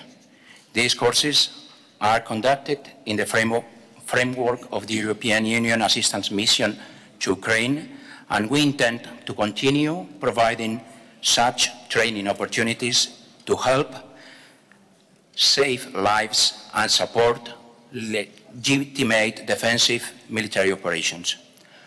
So apart from the 1.5 million euros contribution to humanitarian demining in Ukraine already presented by our Minister of Foreign Affairs and the European Union, the Minister of Defense is ready to help with our expertise in the mining domain. We offer the experience of our International Demining Center, which during its 20 years of existence has trained more than 1,300 operators from 22 countries. Finally, I would like to congratulate the government of Croatia for the initiative and to wish the government of Ukraine the best results on the National Mine Action Strategy for the future recovery and progress of the country. Thank you very much. Thank you, Mr. Armada Vasquez. Thank you for your clear messages and also for the messages that we could heard from your Minister of Foreign Affairs on the beginning of our conference. Thank you. Now we have Mr. Simon Geisberler from Switzerland, Deputy State Secretary, Head of Peace and Human Rights Department and Federal Department of Foreign Affairs. Please. Deputy Prime Ministers, Ministers, Excellencies, ladies and gentlemen, Switzerland thanks the Republic of Croatia for holding this conference on this crucial topic. Earlier this morning, we heard from Prime Minister Shmyhal what challenges Ukraine's population is facing. Russia's military aggression and the ongoing armed conflict are causing extensive contamination by mines, cluster munitions, and other explosive ordnance. Today, Ukraine is one of the most contaminated countries in the world. Under Ukrainian leadership, much has already been done to protect civilians from mines and unexploded ordnance. However, we all have come here today to Zagreb because we know that more international support is needed, so that Ukrainians can start returning to their homes, children can safely play outside and go to school, and farmers can work on the fields. Switzerland has cutting-edge expertise in humanitarian action. The Geneva International Center for Humanitarian Demining has been working with and in Ukraine for 10 years and is providing training, strategic support, and technical and strategic advice to government institutions. In addition, the Fondation Suisse de Déminage, FSD, started conducting demining activities in Donbass in 2014 and has significantly expanded its activities in Ukraine over the last 19 months. In addition, Switzerland is home to manufacturers of demining machinery. Switzerland puts its expertise already to good use. In 2023, Switzerland will spend 15 million euros for mine action in Ukraine. More is needed to address the challenges. It is my pleasure to pledge today, in the name of my government, 100 million euros to humanitarian demining in Ukraine over the next 4 years, from 2024 to 2027. With this pledge, we will be able to expand our support to humanitarian mine action in Ukraine and contribute to the predictable and conducive environment for other partners to roll out relevant programs. Excellencies, ladies and gentlemen, humanitarian mine action in Ukraine is evolving and ever more actors are contributing to it. We welcome this wholeheartedly.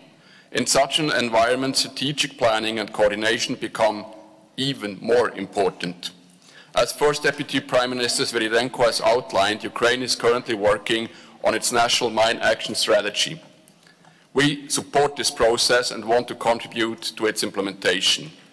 In a continuation to the Ukraine Mine Action Donor Coordination Workshop that took place in November 2022 in Geneva, jointly with Ukraine and the Geneva International Center for Humanitarian Demining, we will organize a technical workshop in spring 2024 in Kyiv. In coordination with Ukraine, we will furthermore organize a ministerial-level Ukraine Mine Action Conference in Geneva in October 2024 as a follow-up to the present conference. We look forward to hosting you all in 1 year in Switzerland and to collaborating closely with all of you on the road to the Geneva conference in October 2024. Excellencies, ladies and gentlemen, let us together turn the vital pledges heard today into action under the leadership of Ukraine and to the benefit of its people. Thank you so much.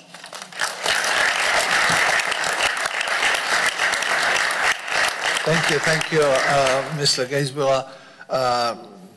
I would just like to add that Swiss knowledge and expertise in area of the mining is simply irreplaceable.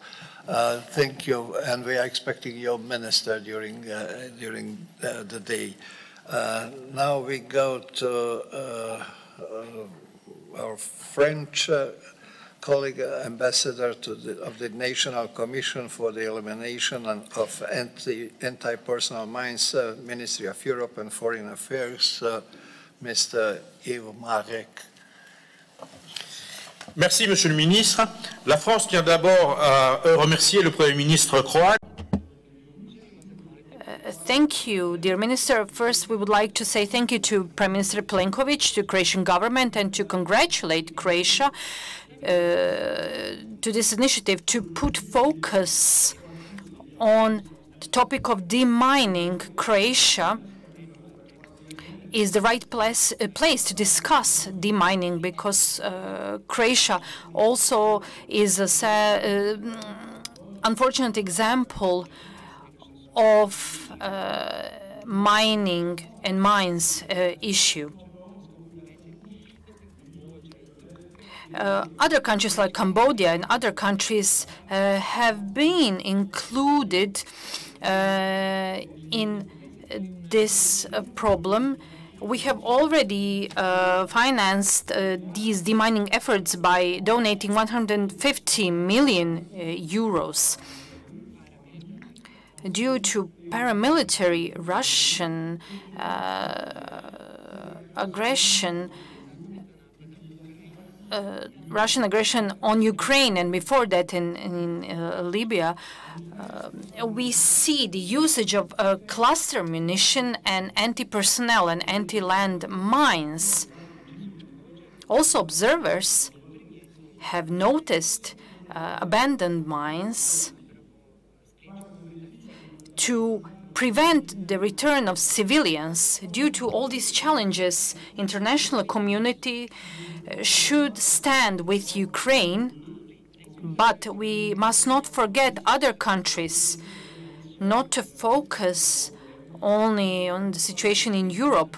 This cannot be only the issue of Europe. We should not forget countries in the south. We also should not wait the end of war and Ukraine's win to start with demining activities. And France, which is currently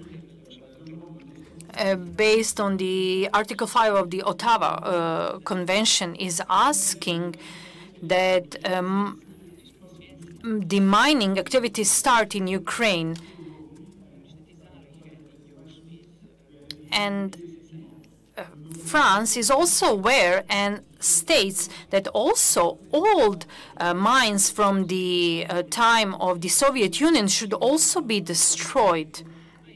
Also, to increase efficiency on the field and planning of all demining activities, France will provide support both to Ukraine and CESA, and also provide support to NGOs.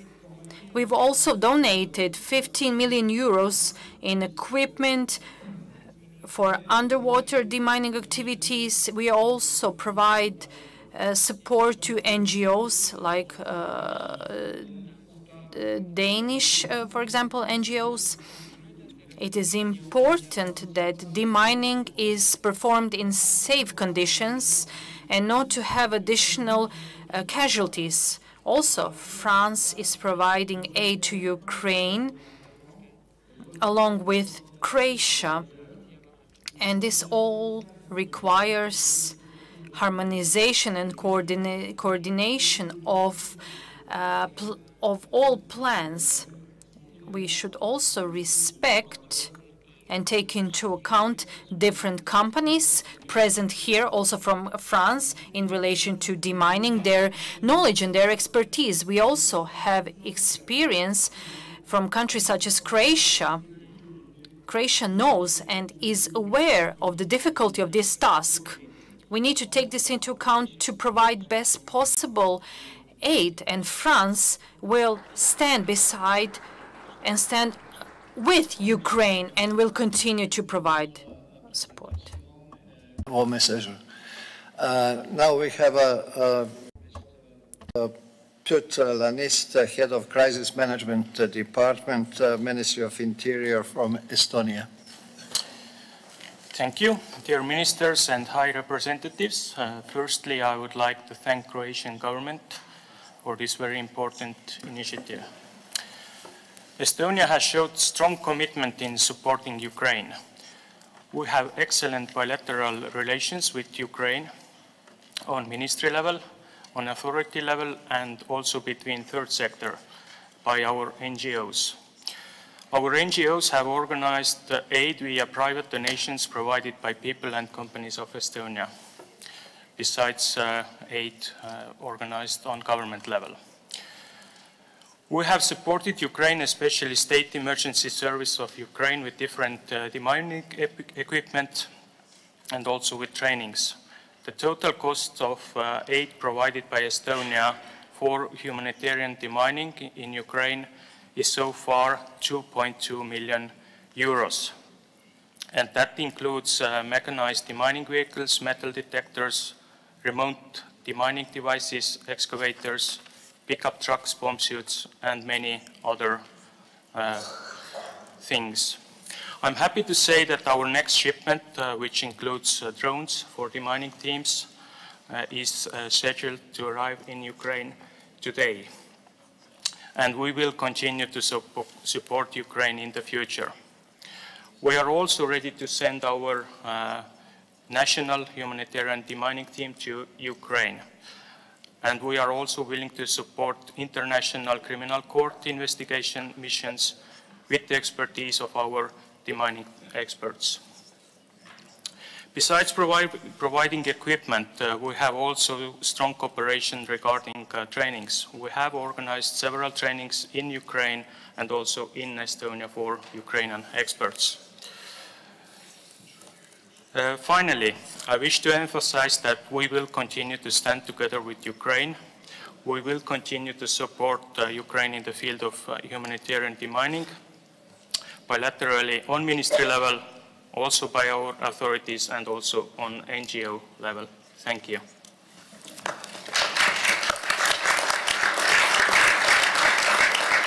Thank you, Mr. Laniste. Now we have Ambassador and Special Envoy for Reconstruction of Ukraine in the Ministry of Foreign Affairs, the Republic of Finland, Mr. Antti Vanska. I accidentally skipped you, sorry. You had to be in previous turn. Thank you. Finland has condemned Russia's illegal, unprovoked and brutal aggression against Ukraine in the strongest terms from the very beginning. What our eastern neighbor is doing is absolutely appalling. Finland's support for Ukraine's independence, sovereignty and territorial integrity within its internationally recognized borders is firm. We continue supporting international efforts to restore Ukraine's territorial integrity. We also want to thank the efforts of Croatia and both co-hosts for calling this important conference on humanitarian demining in Ukraine and bringing together global partners supporting Ukraine. Demining is at the core of Ukraine's recovery and in building a prosperous future for the country. The success of recovery in agricultural sector and reconstruction efforts are depending on a timely and efficient demining.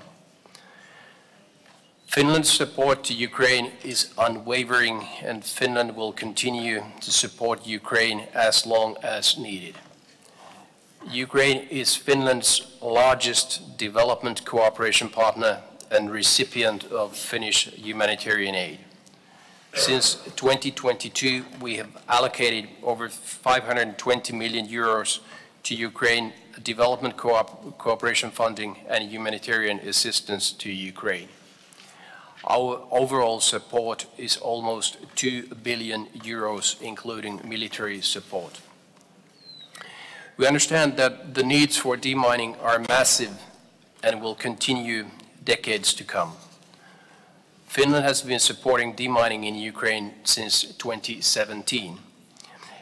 And it's important to respond to the acute needs in humanitarian demining, but it's also central and sustainable to support capacity building of the Ukrainian actors. Since 2022, Finland has been supporting mine action activities with about 7.25 million euros. The support covers training of civilians, demining activities, capacity building of special emergency services of Ukraine, and importantly, recovery support to mine victims. Finland is channeling its multi-year support to humanitarian demining through a Danish Refugee Council, International Committee of Red Cross, and to Partnership Fund for Resilient Ukraine. And Finland is supporting demining project under NATO CAP fund with 5 million euros. Finland has also provided 10 safety containers to support demining activities. And in addition to humanitarian demining, Finland has contributed to military demining in Ukraine, for instance, by delivering a considerable amount of defense material. To cover the demining needs resulting from the Russian war of aggression will take an effort from all partners supporting Ukraine. The work will take decades, and it's a priority to ensure continuity of recovery and reconstruction of the country, as well as safe return to homes. Finland stands ready, and our further support for demining is under planning. Thank you very much.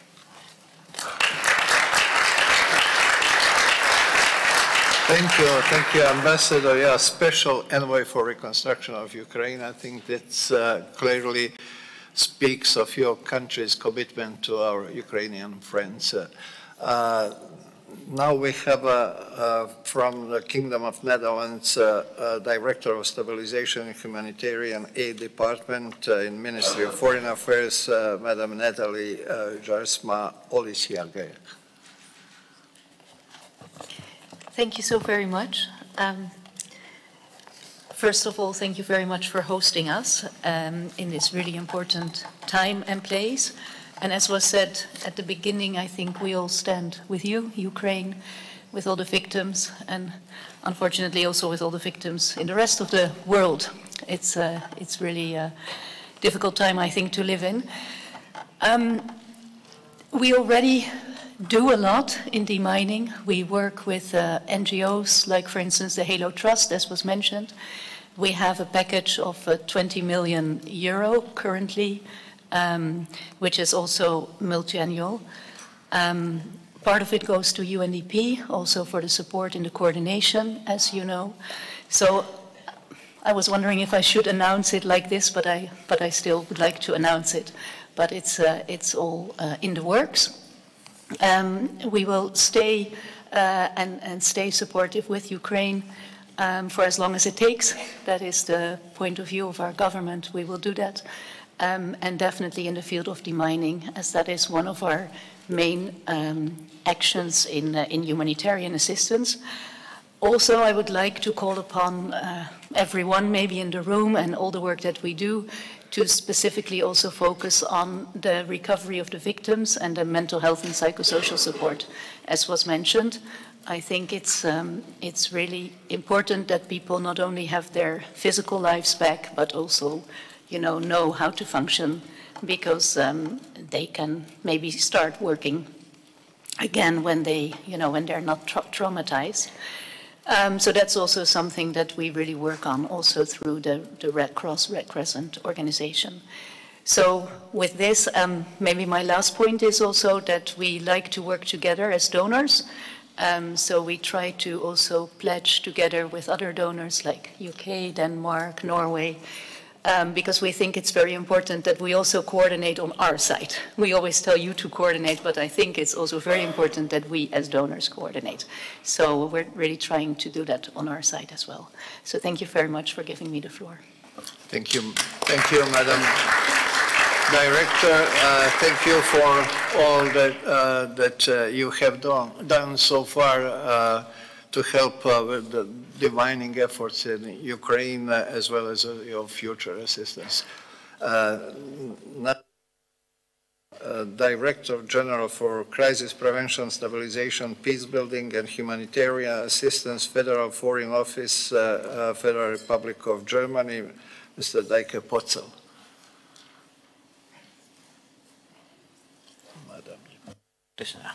Thank you so much, Deputy Prime Ministers, Ministers, Excellencies, ladies and gentlemen.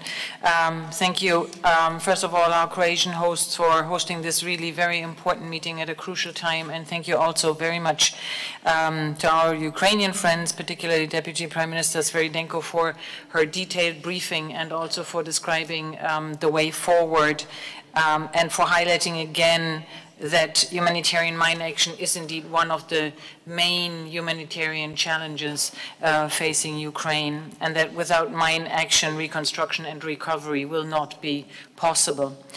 Now, Germany has been a long-standing supporter of humanitarian mine action in Ukraine. Since 2015, we have been working with Halo Trust to help protect the Ukrainian population from the devastation, the devastating effects of mines and unexploded ordnances.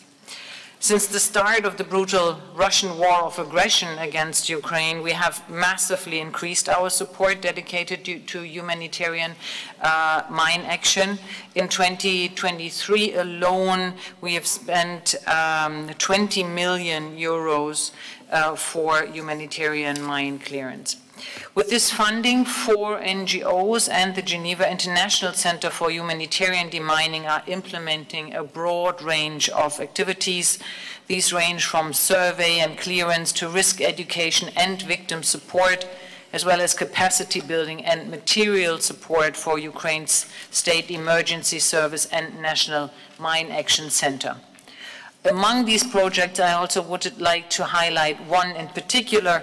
In an innovative approach, our partner Handicap International is focusing on testing and using drones for land release. They do have a lot of experience in this area, and they have had very successful trials in other regional contexts.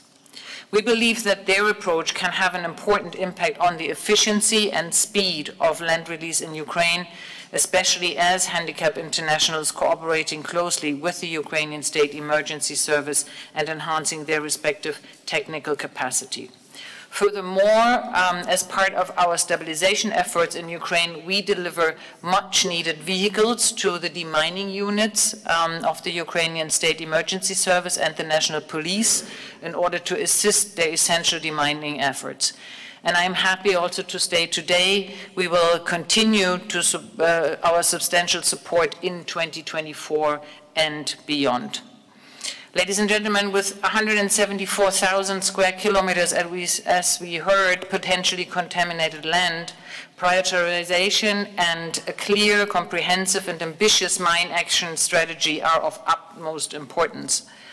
This is equally true for national standards and procedures that should be adapted for allowing safety and efficiency of the Mine Action Center. And therefore, Germany applauds Ukraine for the process the strategy process led by Deputy Prime Minister Sviridenko and her team, as well as for the creation of the new sectoral working group on humanitarian demining, very important steps in our mind. And we stand ready to support these processes and humanitarian mine action in Ukraine in the future.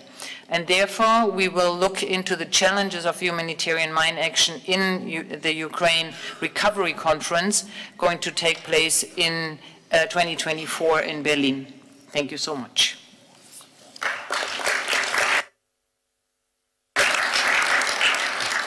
Thank you, dear Mrs. Potzel. I cannot emphasize enough the importance of German support, and thank you for that. Now we have a head of department for relations with the Eastern neighborhood in the Ministry of Foreign Affairs of Romania, Dan Janku. Deputy Prime Minister Bojinovic, Deputy Prime Minister Sviridenko, let me first thank the government of Croatia and the government of Ukraine for this very timely initiative. Let me also express Romania's solid, steadfast support for Ukraine and for the Ukrainian people. This message was reconfirmed yesterday by my country's leadership directly to President Zelensky during his official visit to Bucharest. 3 short points on my side. First, that our efforts should be comprehensive. Extensive land areas have been mined, so have been Ukraine's shores and maritime ports. Mine incidents happened already in the Black Sea, including in the Romanian territorial waters. Drifting mines are putting in danger the free, safe navigation. In this context, I would like to stress the importance of the transport corridors passing through Romania and the Black Sea. They are now carrying the bulk of Ukraine's grain exports. Actually, more than 28.5 million metric tons have passed so far through Romanian ports on Danube and the Black Sea. Second, that we need to be part of this particular effort for the long run. Demining is a key prerequisite for the return to normal life. It is also an integral part of the reconstruction of Ukraine. Third and last, that Romania is ready to be part of these efforts. My country pledges to provide a financial contribution in the 2024 fiscal year to be used for purchasing demining equipment and for training. Thank you very much.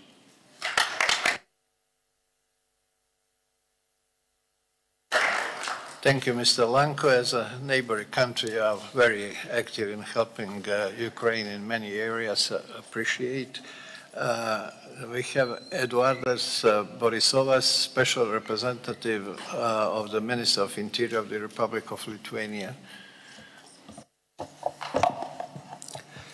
Thank you very much, Mr. Deputy Prime Minister. First of all, I would like to thank the hosts, Croatia and Ukraine, for organizing this conference. The unprecedented brutality of the Russian aggression is ongoing, causing unmanageable scale of destruction. Peaceful civilians face high risks returning to the liberated areas because of landmines, explosives, and undetonated munitions. It is in our power to minimize these risks. We believe that joint and coordinated efforts of international community in supporting the demining activities in the war-torn Ukraine will contribute to saving lives of peaceful civilians. Lithuania highly appreciates the idea of today's donor conference and ready to make corresponding commitments. Understanding the importance of strengthening Ukrainian demining capacities, Lithuania is ready to provide training for Ukrainian deminers. Also, the deminers of Lithuanian Police Anti-Terrorist Operations Unit, ARAS, could take part in civilian demining on the territory of Ukraine.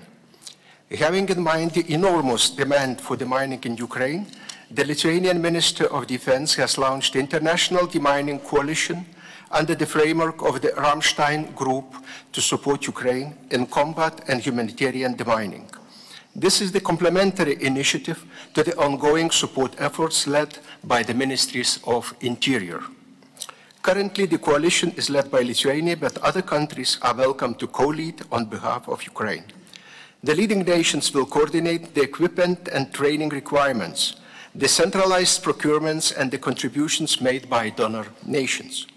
The donations are possible in financial contributions and/or in contributions in kind. The main lines of effort are acquisitions of equipment and training courses for Ukrainians. Lithuania made a financial pledge and contributes with training.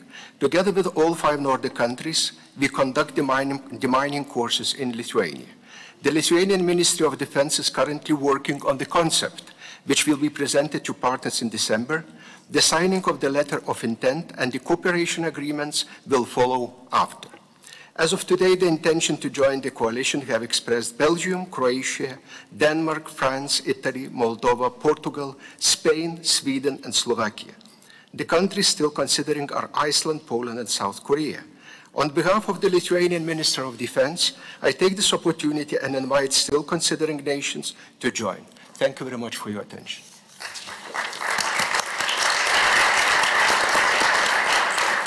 Thank you, sir. Thank you for your comprehensive initiatives that come from several Lithuanian institutions. Now we have Undersecretary for Development Policies, Ministry of Foreign Affairs from Denmark, Mr. Ole Tonke. Thank you very much, and let me start by thanking our host Croatia for this conference. We believe that it is so important to put more emphasis on the problem of mining, and especially because oftentimes this is an overlooked issue at international level. So a huge thank you from our side on that. We believe the importance of humanitarian mine action cannot be underestimated, and I think we all heard the scale and the magnitude of the problem in Ukraine today really cannot be underestimated. And that's why humanitarian mine action from the outset has been a key priority for Denmark in Ukraine. Since January 2022, we have donated 5.6 million euros to this specific topic, We worked through UNDP, and more specifically, we worked through the Danish Refugee Council and Dan Church Aid, who has worked on demining for decades in many different contexts, and who has the expertise and the experts to really do a difference in Ukraine. I have also discussed and heard from them that they have an excellent cooperation with the Ukrainian authorities, which is extremely important in these settings. I also want to applaud Ukraine for taking leadership with the new strategy and the new approach to demining to make sure that everything is done and that we as partners to Ukraine can really support a Ukrainian-led effort in this. Finally, Denmark will stand with Ukraine as long as it takes, and you can count on Denmark in continuing our support and efforts in the demining area. Thank you so much. Thank you, Mr. Undersecretary. A huge thanks to you and your country, especially for making demining as a key priority of your government and providing assistance to Ukraine. Now we have Mr. Josef Markus Vuketic, ambassador of our neighboring Austria here in Zagreb. Ambassador, floor is yours. Distinguished Deputy Prime Minister, Excellencies, ladies and gentlemen, first of all, I would like to express my gratitude to Croatia for hosting this important international donors conference on humanitarian demining in Ukraine. Meeting the challenge of humanitarian demining in Ukraine is of unprecedented importance. It concerns not only security, but also the well-being and future of the civilian population. We must not forget that landmines are prohibited by the Mine Ban Convention because of their indiscriminate nature. As we have heard, the numbers speak for themselves. Landmines contaminate an area of 174,000 square kilometers in Ukraine, and this dangerous reality directly affects more than 14 million people. That is 14 million people who are in constant danger, 14 million people who have to carry out their daily activities in fear of the devastating effects of landmines. It is therefore an imperative that we accelerate our humanitarian mine action efforts in Ukraine, including humanitarian demining, mine risk education, and victim assistance. We must not allow these threats to continue to affect people's lives and hinder opportunities for the country's reconstruction and economic development. To avoid and mitigate civilian harm, we must ensure that international obligations and commitments in the field of international humanitarian law and humanitarian disarmament are being fully respected. Against this background, the Austrian federal government decided to provide 2 million euros from its foreign disaster fund for humanitarian demining in Ukraine. The estimated cost of demining in Ukraine, as we have heard, is more than $37 billion, and this underscores the immense challenge we face and the need for increased long-term and the need for long-term international support. It is of utmost relevance that the international community stands behind Ukraine and contributes to the protection of the civilian population. Austria is fully aware of the urgency and importance of humanitarian demining and continues to stand firmly alongside with Ukraine.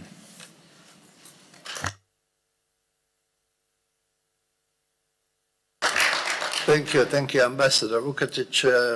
Appreciate your words and the pledge that you just made. Now we have Jessica Blitt, Ambassador of Canada to Croatia. Madam. Thank you. Distinguished Deputy Prime Minister, ministers, colleagues, and partners, I'd like to start by thanking our Croatian and Ukrainian partners for hosting this important conference here today. Canada is unwavering in its support to the people of Ukraine as they continue to defend their country against Russia's war of aggression while dealing with the dire consequences of this war, rebuilding their communities, and advancing on the path to Euro-Atlantic integration. As part of this support, the Government of Canada has placed particular importance on supporting our Ukrainian partners in their mine action efforts. We have been engaging in this effort since the onset of Russian aggression in 2014. We initially worked with experienced partners like Fondation Suisse de Déminage and UNDP to respond to the needs created by the war in the east of the country and to help Ukraine implement its mine action law. We have also trained Ukrainian military deminers in the framework of our military training mission, Operation Unifier. We've significantly scaled up our assistance in the area of mine action since the full-scale invasion. Since the beginning of 2022, Canada has committed over $38 million to support Ukrainians to demine their country. This is included in March 2022, $2 million to Halo Trust for risk education, hazard mapping, and clearance, $3.2 million from our Department of National Defense for demining equipment to the National Guard of Ukraine, partnering with our U.S. colleagues and providing $7.5 million to support Tetra Tech in their efforts to improve Ukraine's capacity for clearance, being the second largest bilateral donor to the Partnership Fund for a Resilient Ukraine, and most recently in March 2023, we committed a further $3 million for mine action and are working on planning how this funding will be allocated. Canada was an early and important bilateral donor to Ukraine in support of its mine action efforts, and this will remain a key priority for our continued support to Ukraine. A key focus of the support, as we've heard today, now and going forward, will be ensuring that the Ukrainian government demining agencies have the equipment, training, and technical assistance to respond safely and effectively to the immense needs in this area. We welcome the development of Ukraine's National Mine Action Strategy, which we believe will serve as an important roadmap for identifying key priorities and how best to target future support. We look forward to working with the government of Ukraine alongside Croatia and other like-minded partners to help Ukraine become safe and free of mines. Thank you. Merci. Thank you, Madam Ambassador. Thank you for your substantial support to our Ukrainian friends, and especially emphasizing the importance of Ukrainian demining strategy, which we will all be part in future period. Now we have Ambassador of Ireland, Mr. Andrej Mark Dowling. Thank you very much.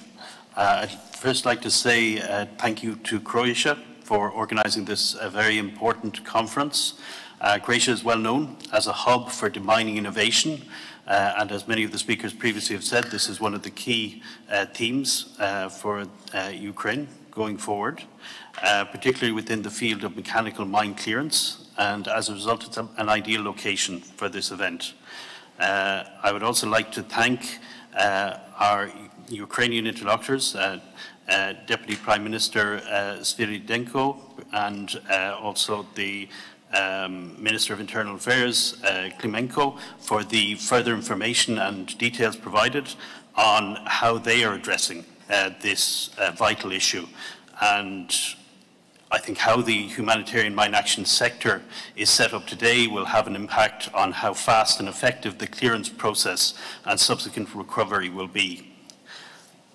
The challenges involved are obviously vast, as many have said, and adequate resources must be provided. We believe that the European Peace Facility, including through the significant non-lethal assistance it provides, offers an excellent vehicle for such support, and we have provided a considerable amount of funding through that, as many others in this room have.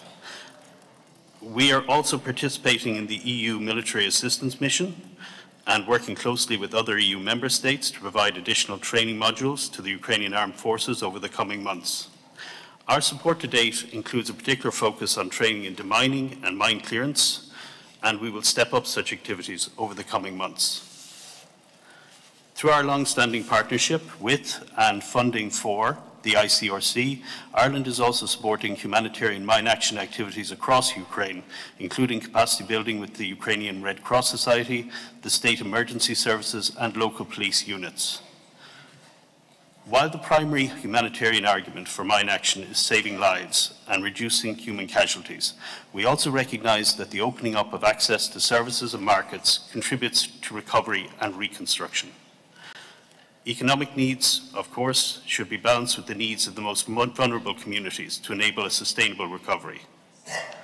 Therefore, we advocate for mine action responses that are integrated with other humanitarian and recovery initiatives, including livelihood supports. It goes without saying, Ireland's support for Ukraine is unwavering and multifaceted. We will continue to stand with the people of Ukraine for as long as necessary, both generally and also specifically in the area of demining assistance.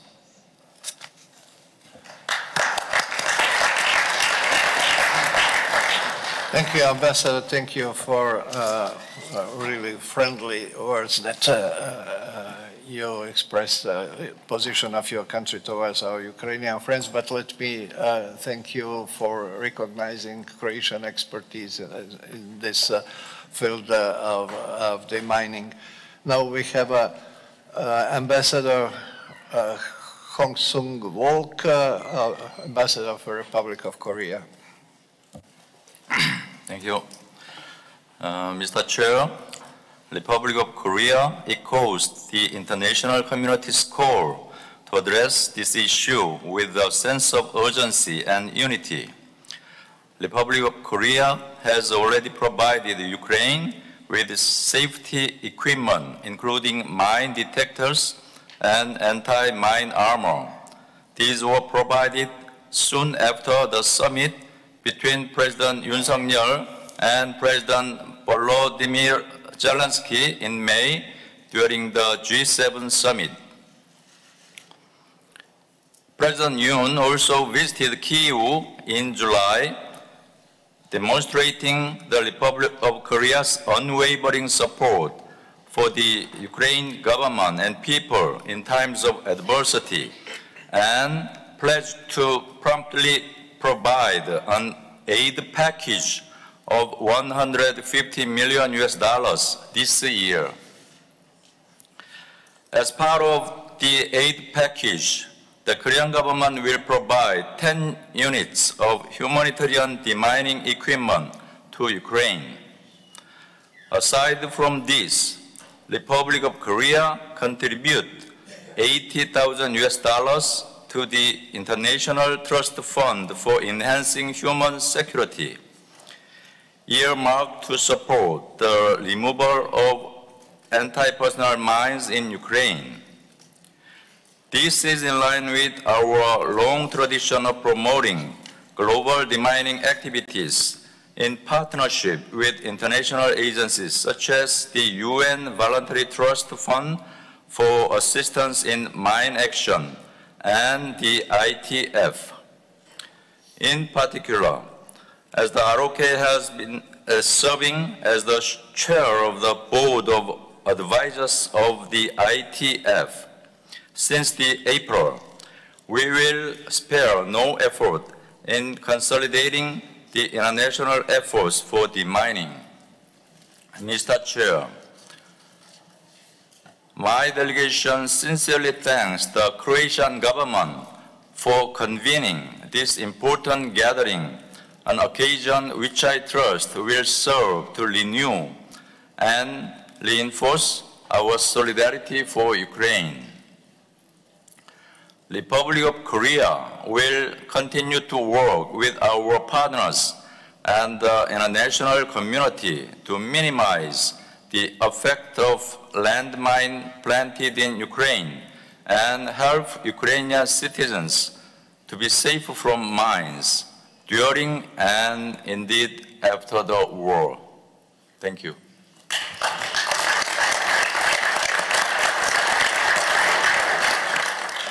Thank you, Ambassador. Thank you for financial and technological aid that your country provided to Ukraine so far, and of course for your future pledges.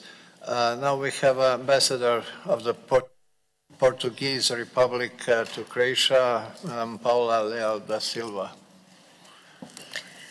Distinguished Deputy Prime Ministers, Excellencies, ladies and gentlemen, allow me first of all to express my sincere gratitude to the Croatian high authorities, Mr. Deputy Prime Minister, for your kind hospitality. Similarly, a word of praise to both our Croatian, with its invaluable experience, and Ukrainian friends for organizing the present meeting on a theme of the highest relevance for the security of Ukraine, as well as of the European continent and the world. The humanitarian and military support to Ukraine, following a vile and illegal military aggression, should likewise incorporate measures related to the rebuilding and reconstruction of the country, as well as assistance on the process of demining, as it is estimated that, and we have been thoroughly informed about the terrible data on the field, that almost a third of the Ukrainian territory is contaminated with mines and explosives. A word of praise is due to the resilience, bravery, and organization capacity of our Ukrainian friends in this and in so many other paramount items in the course of such a terrible and unjust war. Excellencies, let us recall, on the other hand, that the development of a global international capacity for fast and effective large-scale demining is paramount for the future of us all. It is therefore very pertinent to evaluate how can we better contribute to this collective effort. The present demining conference is a very welcomed initiative indeed. My country is preparing the dispatch of demining machinery in the framework and under the coordination of the International Defence Contact Group for Ukraine. Furthermore, Portugal has already pledged €1 million for NATO's comprehensive assistance package, which also comprehends a component on demining projects in Ukraine. In addition, my country is part of the EU military assistance mission to Ukraine, with up to 20 military personnel that provided training, including also the deactivation of explosive devices. On a more general note, allow me to take the present opportunity not only to reaffirm Portugal's resolute support to the sovereignty, independence, and territorial integrity of Ukraine, but also to ensure that we will continue to assist Ukraine, both bilaterally and through the EU and other organizations, for as long as it takes. I would add that our support to Ukraine represents a long-term and comprehensive commitment aiming at creating conditions for a peaceful and safe future for all Ukrainians. Also, let me express our availability to analyze requests for assistance and support initiatives for Ukraine in close cooperation with the EU member states, allies and partners, and to the extent, of course, of our available resources. This delegation reiterates, moreover, the Portuguese support for President Zelensky's peace formula, noting that as the implementation of the Ukrainian plan gives its first steps, we are committedly working with partners to contribute to food security, energy security, and environmental security. The Portuguese humanitarian assistance to Ukraine exceeds presently €88 million, and we have taken in close to 60,000 Ukrainian refugees. Portugal has, besides, provided close to €3 million of in-kind assistance through the EU Civil Protection Mechanism. While underlining the importance not only to avoid overlapping, but also to duly articulate ourselves with other similar initiatives, I wish full success for the continuation of the works tomorrow, as well as to this conference follow-up in terms of determining a list of requirements which my country will evaluate in a highly positive perspective. Once again, congratulations. Thank you.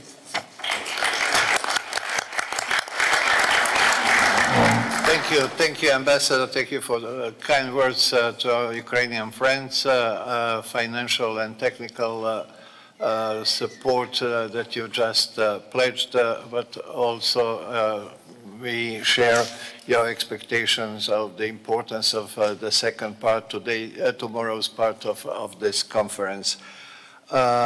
Now we have Ambassador of the United Kingdom of Great Britain here in Croatia, Mr. Simon Derek Thomas. Simon. Thank you very much, Deputy Prime Ministers, Excellencies, ladies and gentlemen. Let me first just join others in thanking the organisers of the conference for bringing us together. Look, I'll keep my remarks brief. I think Prime Minister Shmyhal this morning set out very powerfully the scale of the challenge in front of us, a consequence of Russia's illegal and immoral invasion of Ukraine. And I think all of us understand very well not only how crucial mine action will be as an enabler not only of the broader Ukrainian recovery, but frankly also of global food security.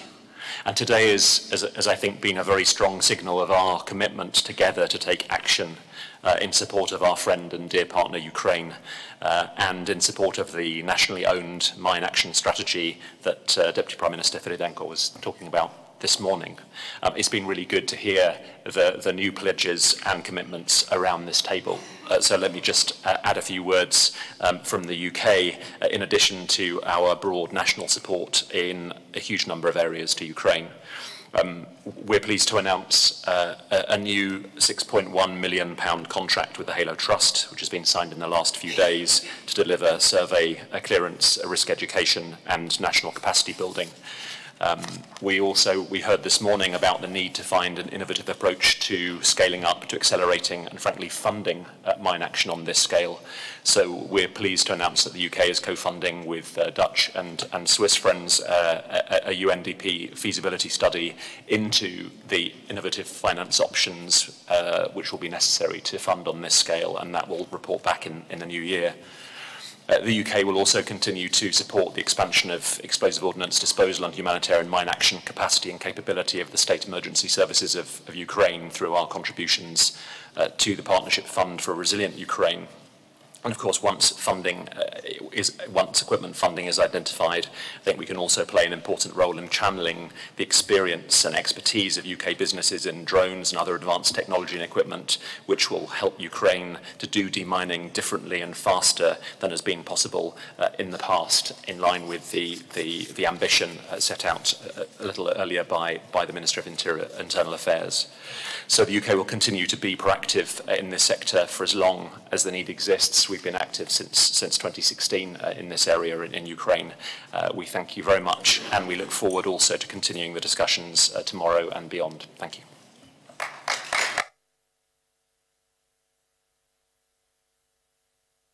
Thank you, Ambassador. Thank you for your proactive approach. I mean, your country's proactive approach in a really comprehensive manner towards our Ukrainian friends, and for a really significant pledge. Now we turn, ladies and gentlemen, to international organizations. First, we have Geneva International Center for Humanitarian Demining. Director, Ambassador Stefano Toscano. Thank you, Mr. Deputy Prime Minister, for giving me the floor, and congratulations to Croatia and Ukraine for co-hosting this important conference. Distinguished Ministers, Excellencies, dear colleagues, the Geneva International Center for Humanitarian Demining, JCHD, has worked in Ukraine for over a decade. We believe that Ukraine has all the necessary building blocks to establish a world-class, nationally led mine action program that will meet the needs of Ukrainian people, facilitate investment and development, and very quickly develop a working model that might also be applied in other affected contexts. The realization of this potential will rely on the level of confidence that Ukraine can instill in its people, partners, and investors. The risks posed by landmines and other explosive ordnance are very real, but they are also manageable. The international mine action standards, developed under UN leadership with support from the GSCHD, outline an evidence-based approach that is designed to be adapted and tailored to specific national contexts. This allows for innovation while ensuring safety, efficiency, and effectiveness of humanitarian demining operations. In Ukraine, there is a significant scope to develop innovative systems and processes that are underpinned by the IMAS, whilst also drawing on a wide range of existing expertise, institutions, and capabilities. And indeed, this is already happening, with some of the best minds coming together to work out how to exploit the newest approaches and technologies. Systematic, evidence-based, non-technical survey is fundamental. The initial analysis or desk assessment, which has always been a fundamental part of the survey process, is likely to take on an ever greater role with the emergence and application of new digital technologies and available satellite imaging. Recent attempts to leverage artificial intelligence show promise, and Ukraine is ideally placed further to test and refine its application. Nevertheless, it is imperative to do everything possible to rapidly gain much-needed clarity on the true scale and nature of contamination in liberated territories, which is a prerequisite for planning effective operational responses. Ukraine's information management system for mine action, INSMA, is well established and is being updated daily with new survey data collected in the field. Additional resources are required to speed up these survey processes. Establishing a capacity on the scale required will not be an easy task. It is likely to require private as well as public investment. It is also crucial to think strategically about areas where no evidence of contamination is found during the systematic survey. This land urgently needs to be developed, farmed, and otherwise put back to productive use, and Ukraine needs to ensure that the necessary confidence is built to facilitate this. In this regard, leveraging the appropriate guidance in IMAS, developing strong national capacities, and leveraging experience of other European countries in managing residual risk could be an effective means of striking the correct balance. The GSEHD will continue to support Ukraine as it further develops its response. We believe that combination of strategic clarity, new technologies, innovative processes, bespoke operational methods, and private sector investment will be key, as will be maximizing institutional clarity and providing continued stability. Thank you.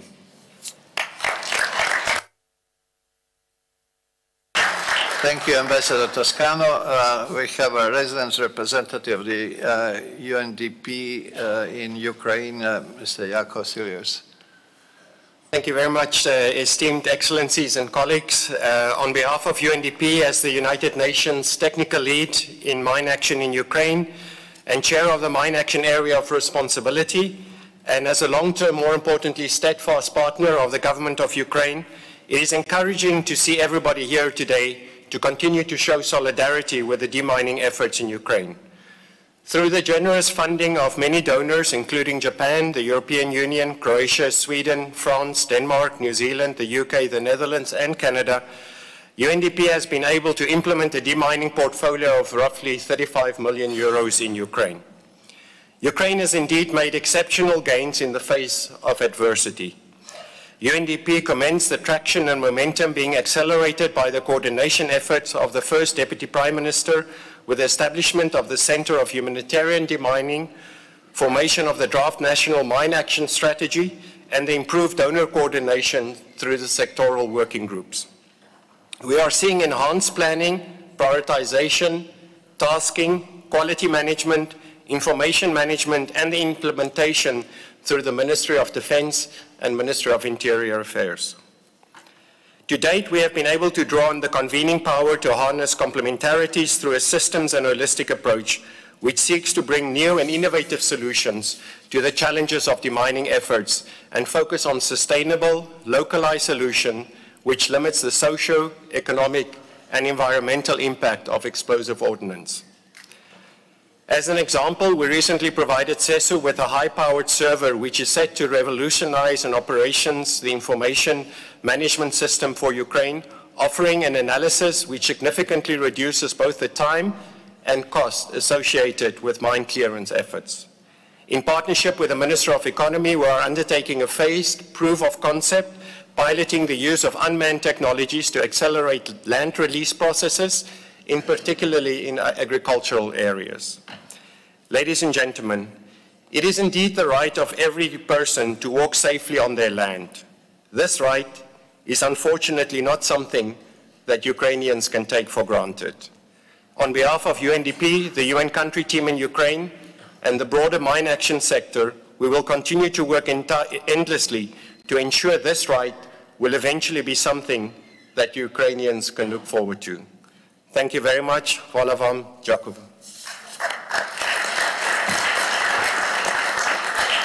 Thank you, sir.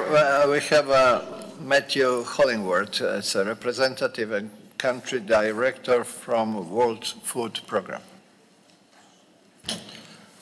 Deputy Prime Minister, thank you very much. First Deputy Prime Minister, Excellencies, it's a pleasure to be here today. As you rightly said, my name is Matthew Hollingworth. I'm the representative of the World Food Programme in Ukraine.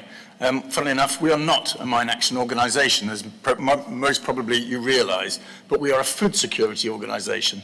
And I've been really heartened today to hear so many of you talk about, in particular, the global impact on food security because of the scourge of mines, remnants of war across Ukraine. People in Ukraine are continuing to face indescribable suffering because of this invasion, this full-scale invasion, and there is a relentless assault on food security globally because of the war. Assaults on agriculture, on farms, on silos, on grain ports continue each and every day. And that is having this massive global impact. A country that once could feed 400 million people through its exports in 2021. A country that just with wheat exported $5 billion worth of food to the rest of the world commercially in 2021. Potentially, in the next 18 months, could be a net importer of wheat. A net importer of wheat because of the impact of mines and remnants of war in the main wheat-growing areas in the northeast to the southeast of the country. But I want to add something that is a nuance that perhaps hasn't come out today, and that's that domestically food insecurity is growing. 1 in 3 Ukrainians today face food insecurity. 1 in 3. Absolutely impossible a few years ago to ever envisage that that would happen. And that's mainly because of the issues that small farmers are facing.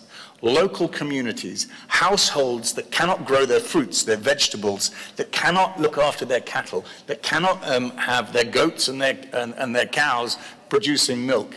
That these are the producers that small communities across all of the frontline areas actually rely upon.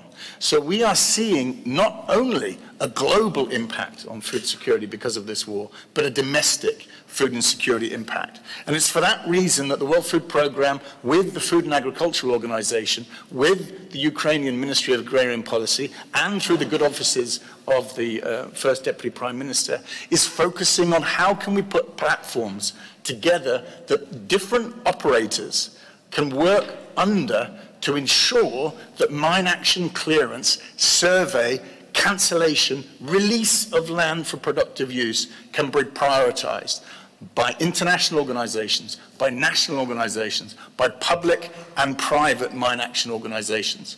So let me just end by saying that this is not only a crisis that is having an impact globally, it's a crisis that's having an impact nationally.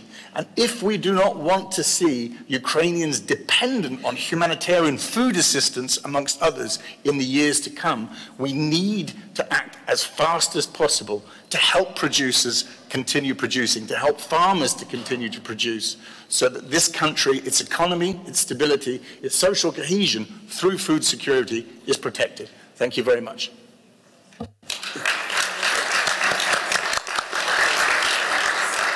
Thank you, sir. Thank you for reminding us of the importance of local to global importance of food security and this real direct ties between the demining of agricultural land and production of food if we want to avoid even bigger consequences of this aggression.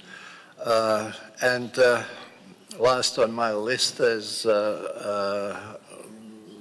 Mr. David McMahon, Senior Portfolio Manager and Head of Mine Action Project Unit from the United Nations Office for Project Services.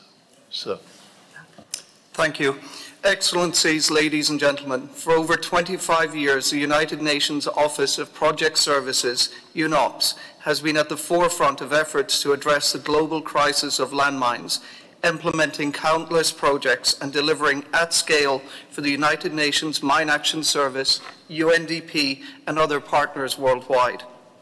Our commitment to support our partners with mine action activities such as clearance, operational capacity building, victim assistance in regions such as Somalia, Sudan, Palestine, has laid the essential first step in the foundations of safe and secure development and reconstruction initiatives. Our support contributed to making Nepal a mine-free country.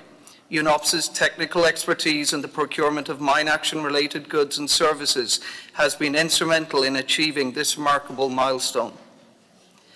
As already we've heard today, Ukraine is the most contaminated country in the world. We acknowledge and recognize the commitment of the Ukrainian government and people in addressing the unprecedented landmine crisis and pledge our support to empower Ukrainian institutions to confront the threat.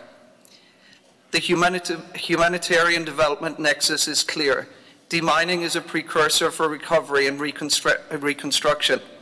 The situation in Ukraine exemplifies this, and we are committed to providing concrete assistance tailored to the exact needs of Ukrainians. As Croatia knows all too well, the menace of landmines can have devastating consequences. We recognize the government of Croatia as well as deminers on the ground for their efforts in building a safer future. It is crucial to continue these efforts in clearing these deadly devices. In Iraq, UNOPS managed underwater demining, allowing for safe passage in waterways. In South Sudan and elsewhere, our technical expert pioneered the use of land release techniques, enabling the safe return of land to communities. With a proven track record, we have the capacity, platforms, and ability to deliver a targeted approach. Our focused delivery allows partners to concentrate on their core competence while ensuring transparency, anti-corruption measures, and a fair competition in procurement processes. In Ukraine, we've already developed relationships with manufacturers of specialized demining equipment, and alongside UNDP, we have begun to collaborate on cutting-edge technologies such as use of drones for demining.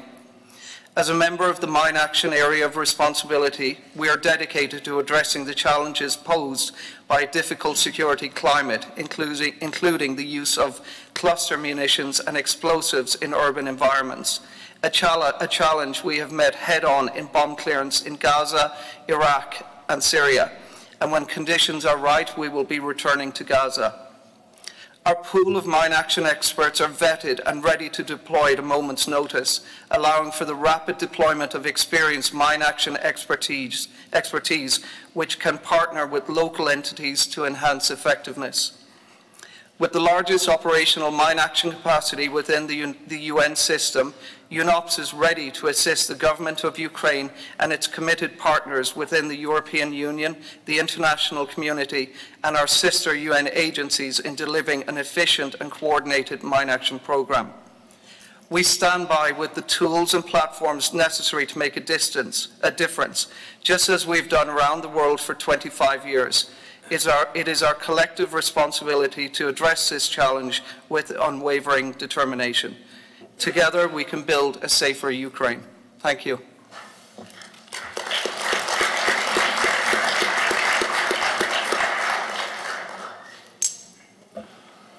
Ladies and gentlemen, it seems we have exhausted the list of speakers. I would like to ask, is there anyone we haven't accidentally given the floor? If not, I would like to pass floor to my dear colleague, Deputy Prime Minister Julia, to She has something. Thank you. Thank you once again. And I would like, to, first of all, to express my gratitude to you, dear Prime Minister, so for Deputy Prime Minister, for arranging, for hosting us here and to arrange this conference, the first international donor conference on the mining activity. And as we all understand, it's going to be a very comprehensive task. But it's very important prerequisite for reconstruction and recovery. So that's why it should be a very comprehensive approach to the mine action. And I'm very grateful for the technical financial assistance that have been announced today and have been passed to Ukraine starting from the 2014 actually. And I would like to finish our meeting today and to show you a small video about Ukrainians who demonstrate that Ukraine is exploring innovative approach for the mining activity. And I absolutely agree with you that for us it's a huge challenge and challenges, but it's also opportunity to become kind of hub for the mining innovation and to export this innovation in the future in case if some other countries would suffer and would experience the same problems. So I would, if you don't mind, we'll show a small video and then we can close. Of course. We technically prepared? Should be. Організм, коли він в сприятливих умовах, він думає про те, щоб розмножатися. Ну, тобто, дітей народжувати, там, якось розвивати свій потомство і так далі. Коли організм попадає в несприятливі умови, він еволюціонує. Я думаю, що українці зараз переживають фазу цієї еволюції і дуже стрімко розвиваються з допомогою технологій, з допомогою знань і вмінь, які в нас вже були. І зараз ці технології використовуються на благо нашої країни.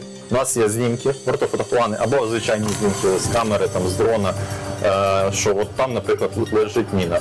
Ми таких 100 штук маємо. Ми 100 разів кажемо нейронній мережі, що це міна. І ми 101 вона вже сама її ідентифікує. Більше всього мене здивувало, напевно, оце бажання людей вбивати, це модернізації орками мін своїх. От, наприклад, представити якийсь ртутний датчик, в якому плавно перетікає ртуть після перекидання міни. І там через невідомий період часу ця міна просто рандомно вибухає. І одна людина може опрацювати територію від 20 до 100 метрів квадратних в день. Один дрон, близько 30 гектарів можна виплатити, одним дроном. Можете порахувати, наскільки швидше територію перевіряти або детектувати, аналізувати з допомогою дрону. Ці міни, які закладаються в нас, наприклад, в Харківській області, як я це помітив, закладені не так, щоб їх можна було забрати. Тобто Росія не розраховує сюди повертатися. Вона мінує так, щоб назавжди, щоб просто створити як можна більше проблем. Так, ми тут залишились, так? Ми хочемо тут жити, тому головна ідея – це зробити те все, що ми можемо, щоб тут було безпечніше. Ми оцифрували Херсонську область на предмет кратерів. Якщо зазумити отак, просто зазумити, то ці кратери, там нічого не видно, все просто в крапках. Їх там сотні тисячів. Але ми для того і працюємо, щоб це не було 100 років, тому що це 100 років, це якась нереальне число, ніхто це не буде 100 років робити. Ми все зробимо так, щоб після війни це зайняло, не знаю, 10 років максимум.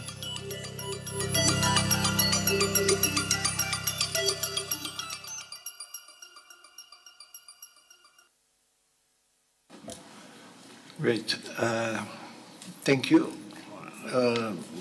Ladies and gentlemen, dear Yulia, I would like to thank everyone for contributing to today's discussion, which showed that we are anonymous when it comes to the importance of the mining in Ukraine in the context of post-war reconstruction.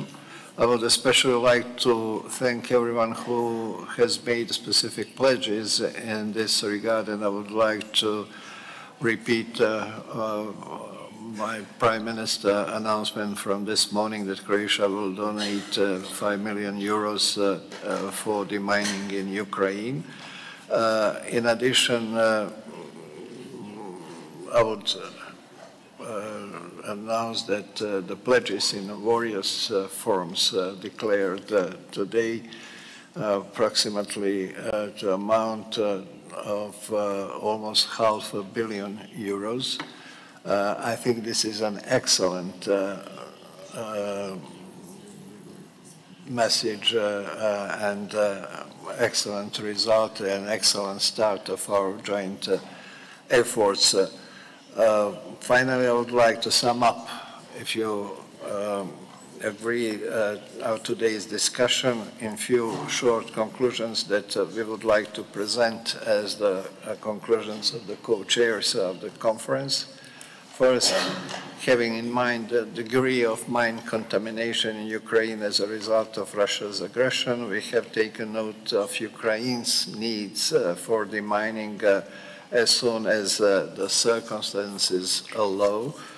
In that regard, this is second, all of us here today would like to express our support to the implementation of national demining strategy in Ukraine that was presented by First Deputy Prime Minister Klymenko. Third, as a part of our overall support for Ukraine, we placed a special emphasis on the willingness to exchange best practices and knowledge in accordance with the needs of Ukrainian services. Then, in the context of demining pledges that have already been made, we would like to encourage such expressions of support for Ukraine in the future as well, in line with all the existing international rules and procedures. And finally, we hope that our experts will have a fruitful discussion tomorrow and consider the optimum modalities for the implementation of all elements mentioned in today's discussion.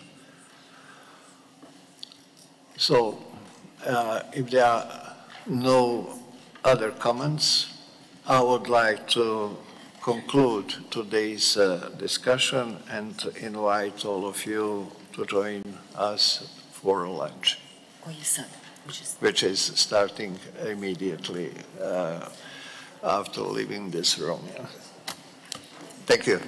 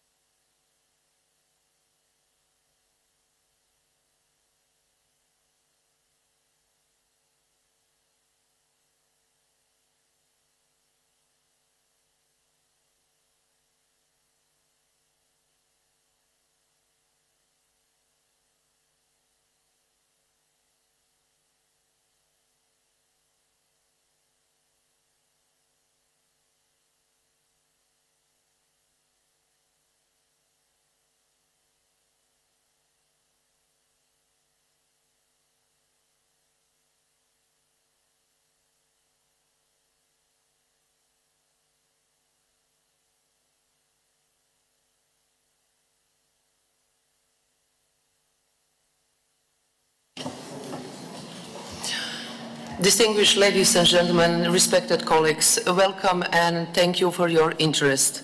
At the very beginning, allow me, on behalf of our host, Deputy Prime Minister and Minister of the Interior of Croatia, Mr. Davor Božinović, to greet Ms. Julia Sviridenko, First Deputy Prime Minister of Ukraine and Minister of Economy of Ukraine. First, I would like to give the floor to the Deputy Prime Minister, Božinović. Thank you, Elena. Dear Julia, ladies and gentlemen, with this first International Donor Conference on Humanitarian Demining in Ukraine, we have sent a strong message of support to our partners in Ukraine. We made it clear that we will join our forces and act on the national, European and international levels in order to eliminate the threats posed by mines and explosive remnants as quickly as possible. We emphasize the importance of the use of state-of-the-art technology, expertise and experiences, fully aware that this is of vital importance for the security of Ukrainian citizens, as well as the economic, social, environmental, and every other aspect of post-war recovery and development of Ukraine. I'm particularly pleased that after we signed agreement on cooperation in the area of the mining between Croatia and Ukraine, the First Deputy Prime Minister, Mrs. Julia Sviridenko, presented today the National Demining Strategy of Ukraine. Croatia and Ukraine reaffirmed their commitment in the joint conclusions from the conference to cooperate in all key aspects of the mining with the aim of full and efficient implementation of the Ukrainian demining strategy.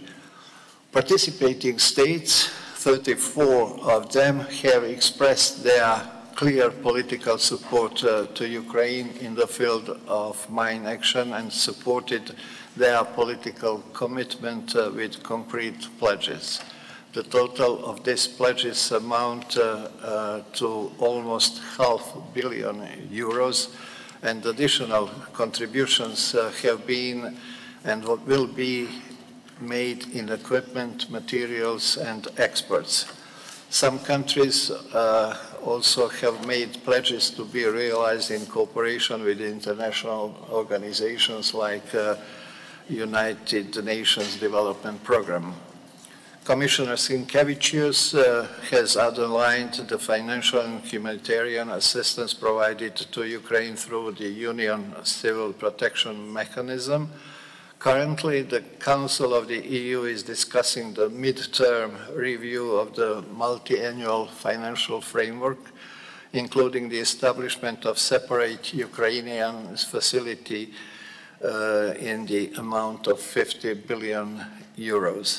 Once agreed, it would be very important to direct part of the funds within this facility to demining purposes. It is our hope that the conference held today has sustained these expectations and that it will be duly reflected in the upcoming rounds of negotiations in the Council and echoed by the Commission. As the host of this first International Donor Conference, Croatia initiated the activities of the European and international levels to support Ukraine in the demanding task, which, judging by our own experience, is going to be a long-lasting one. We therefore welcome the announcement of Switzerland to organize as a follow-up to the conference in Zagreb, the next International Donors Conference on Humanitarian Demining in the Ukraine in October next year. Tomorrow, during the second day of the conference, there will be an expert discussion on detailed measures and activities which we talked about and agreed upon today on the political level. As we have learned from the presentations of our Ukrainian colleagues, 174,000 square kilometers of the Ukrainian territory are mine contaminated. The estimated amount need for mine clearance exceeds 37 billion euros. 6 million people are at risk. 500 incidents have already been recorded, and 250 people, unfortunately, already were killed. Most vulnerable are children. This is why risk education has to be one of our priorities.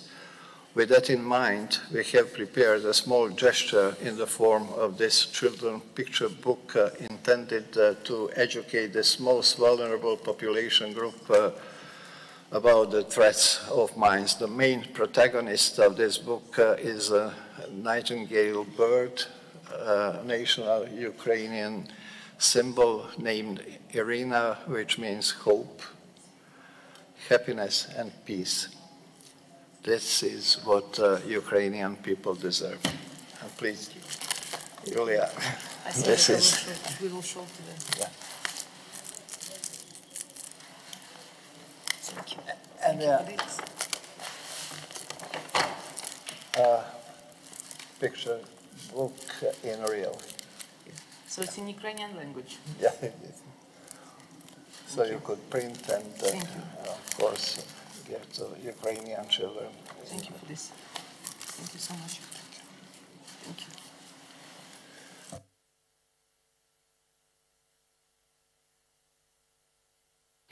I give the floor to the First Deputy Prime Minister, Ms. Svyridenko. Thank you. First of all, I would like to express my gratitude to Croatian government for hosting this conference, and it's natural that this first donor conference are hosting here in country that has unique experience in providing demining activity that are lasting more than 30 years for now. So that's why it's crucial for us to find another approach, to find another solution, and how to that would provide us a possibility to demine Ukraine as quickly as it possible, because we are in a unique situation when we have battlefield, and in parallel we need to run the country, to run the economy. So that's why we're extremely grateful for this opportunity to discuss with countries, with partners, possibility of their technical, financial assistance that would help us to speed up the procedure of demining.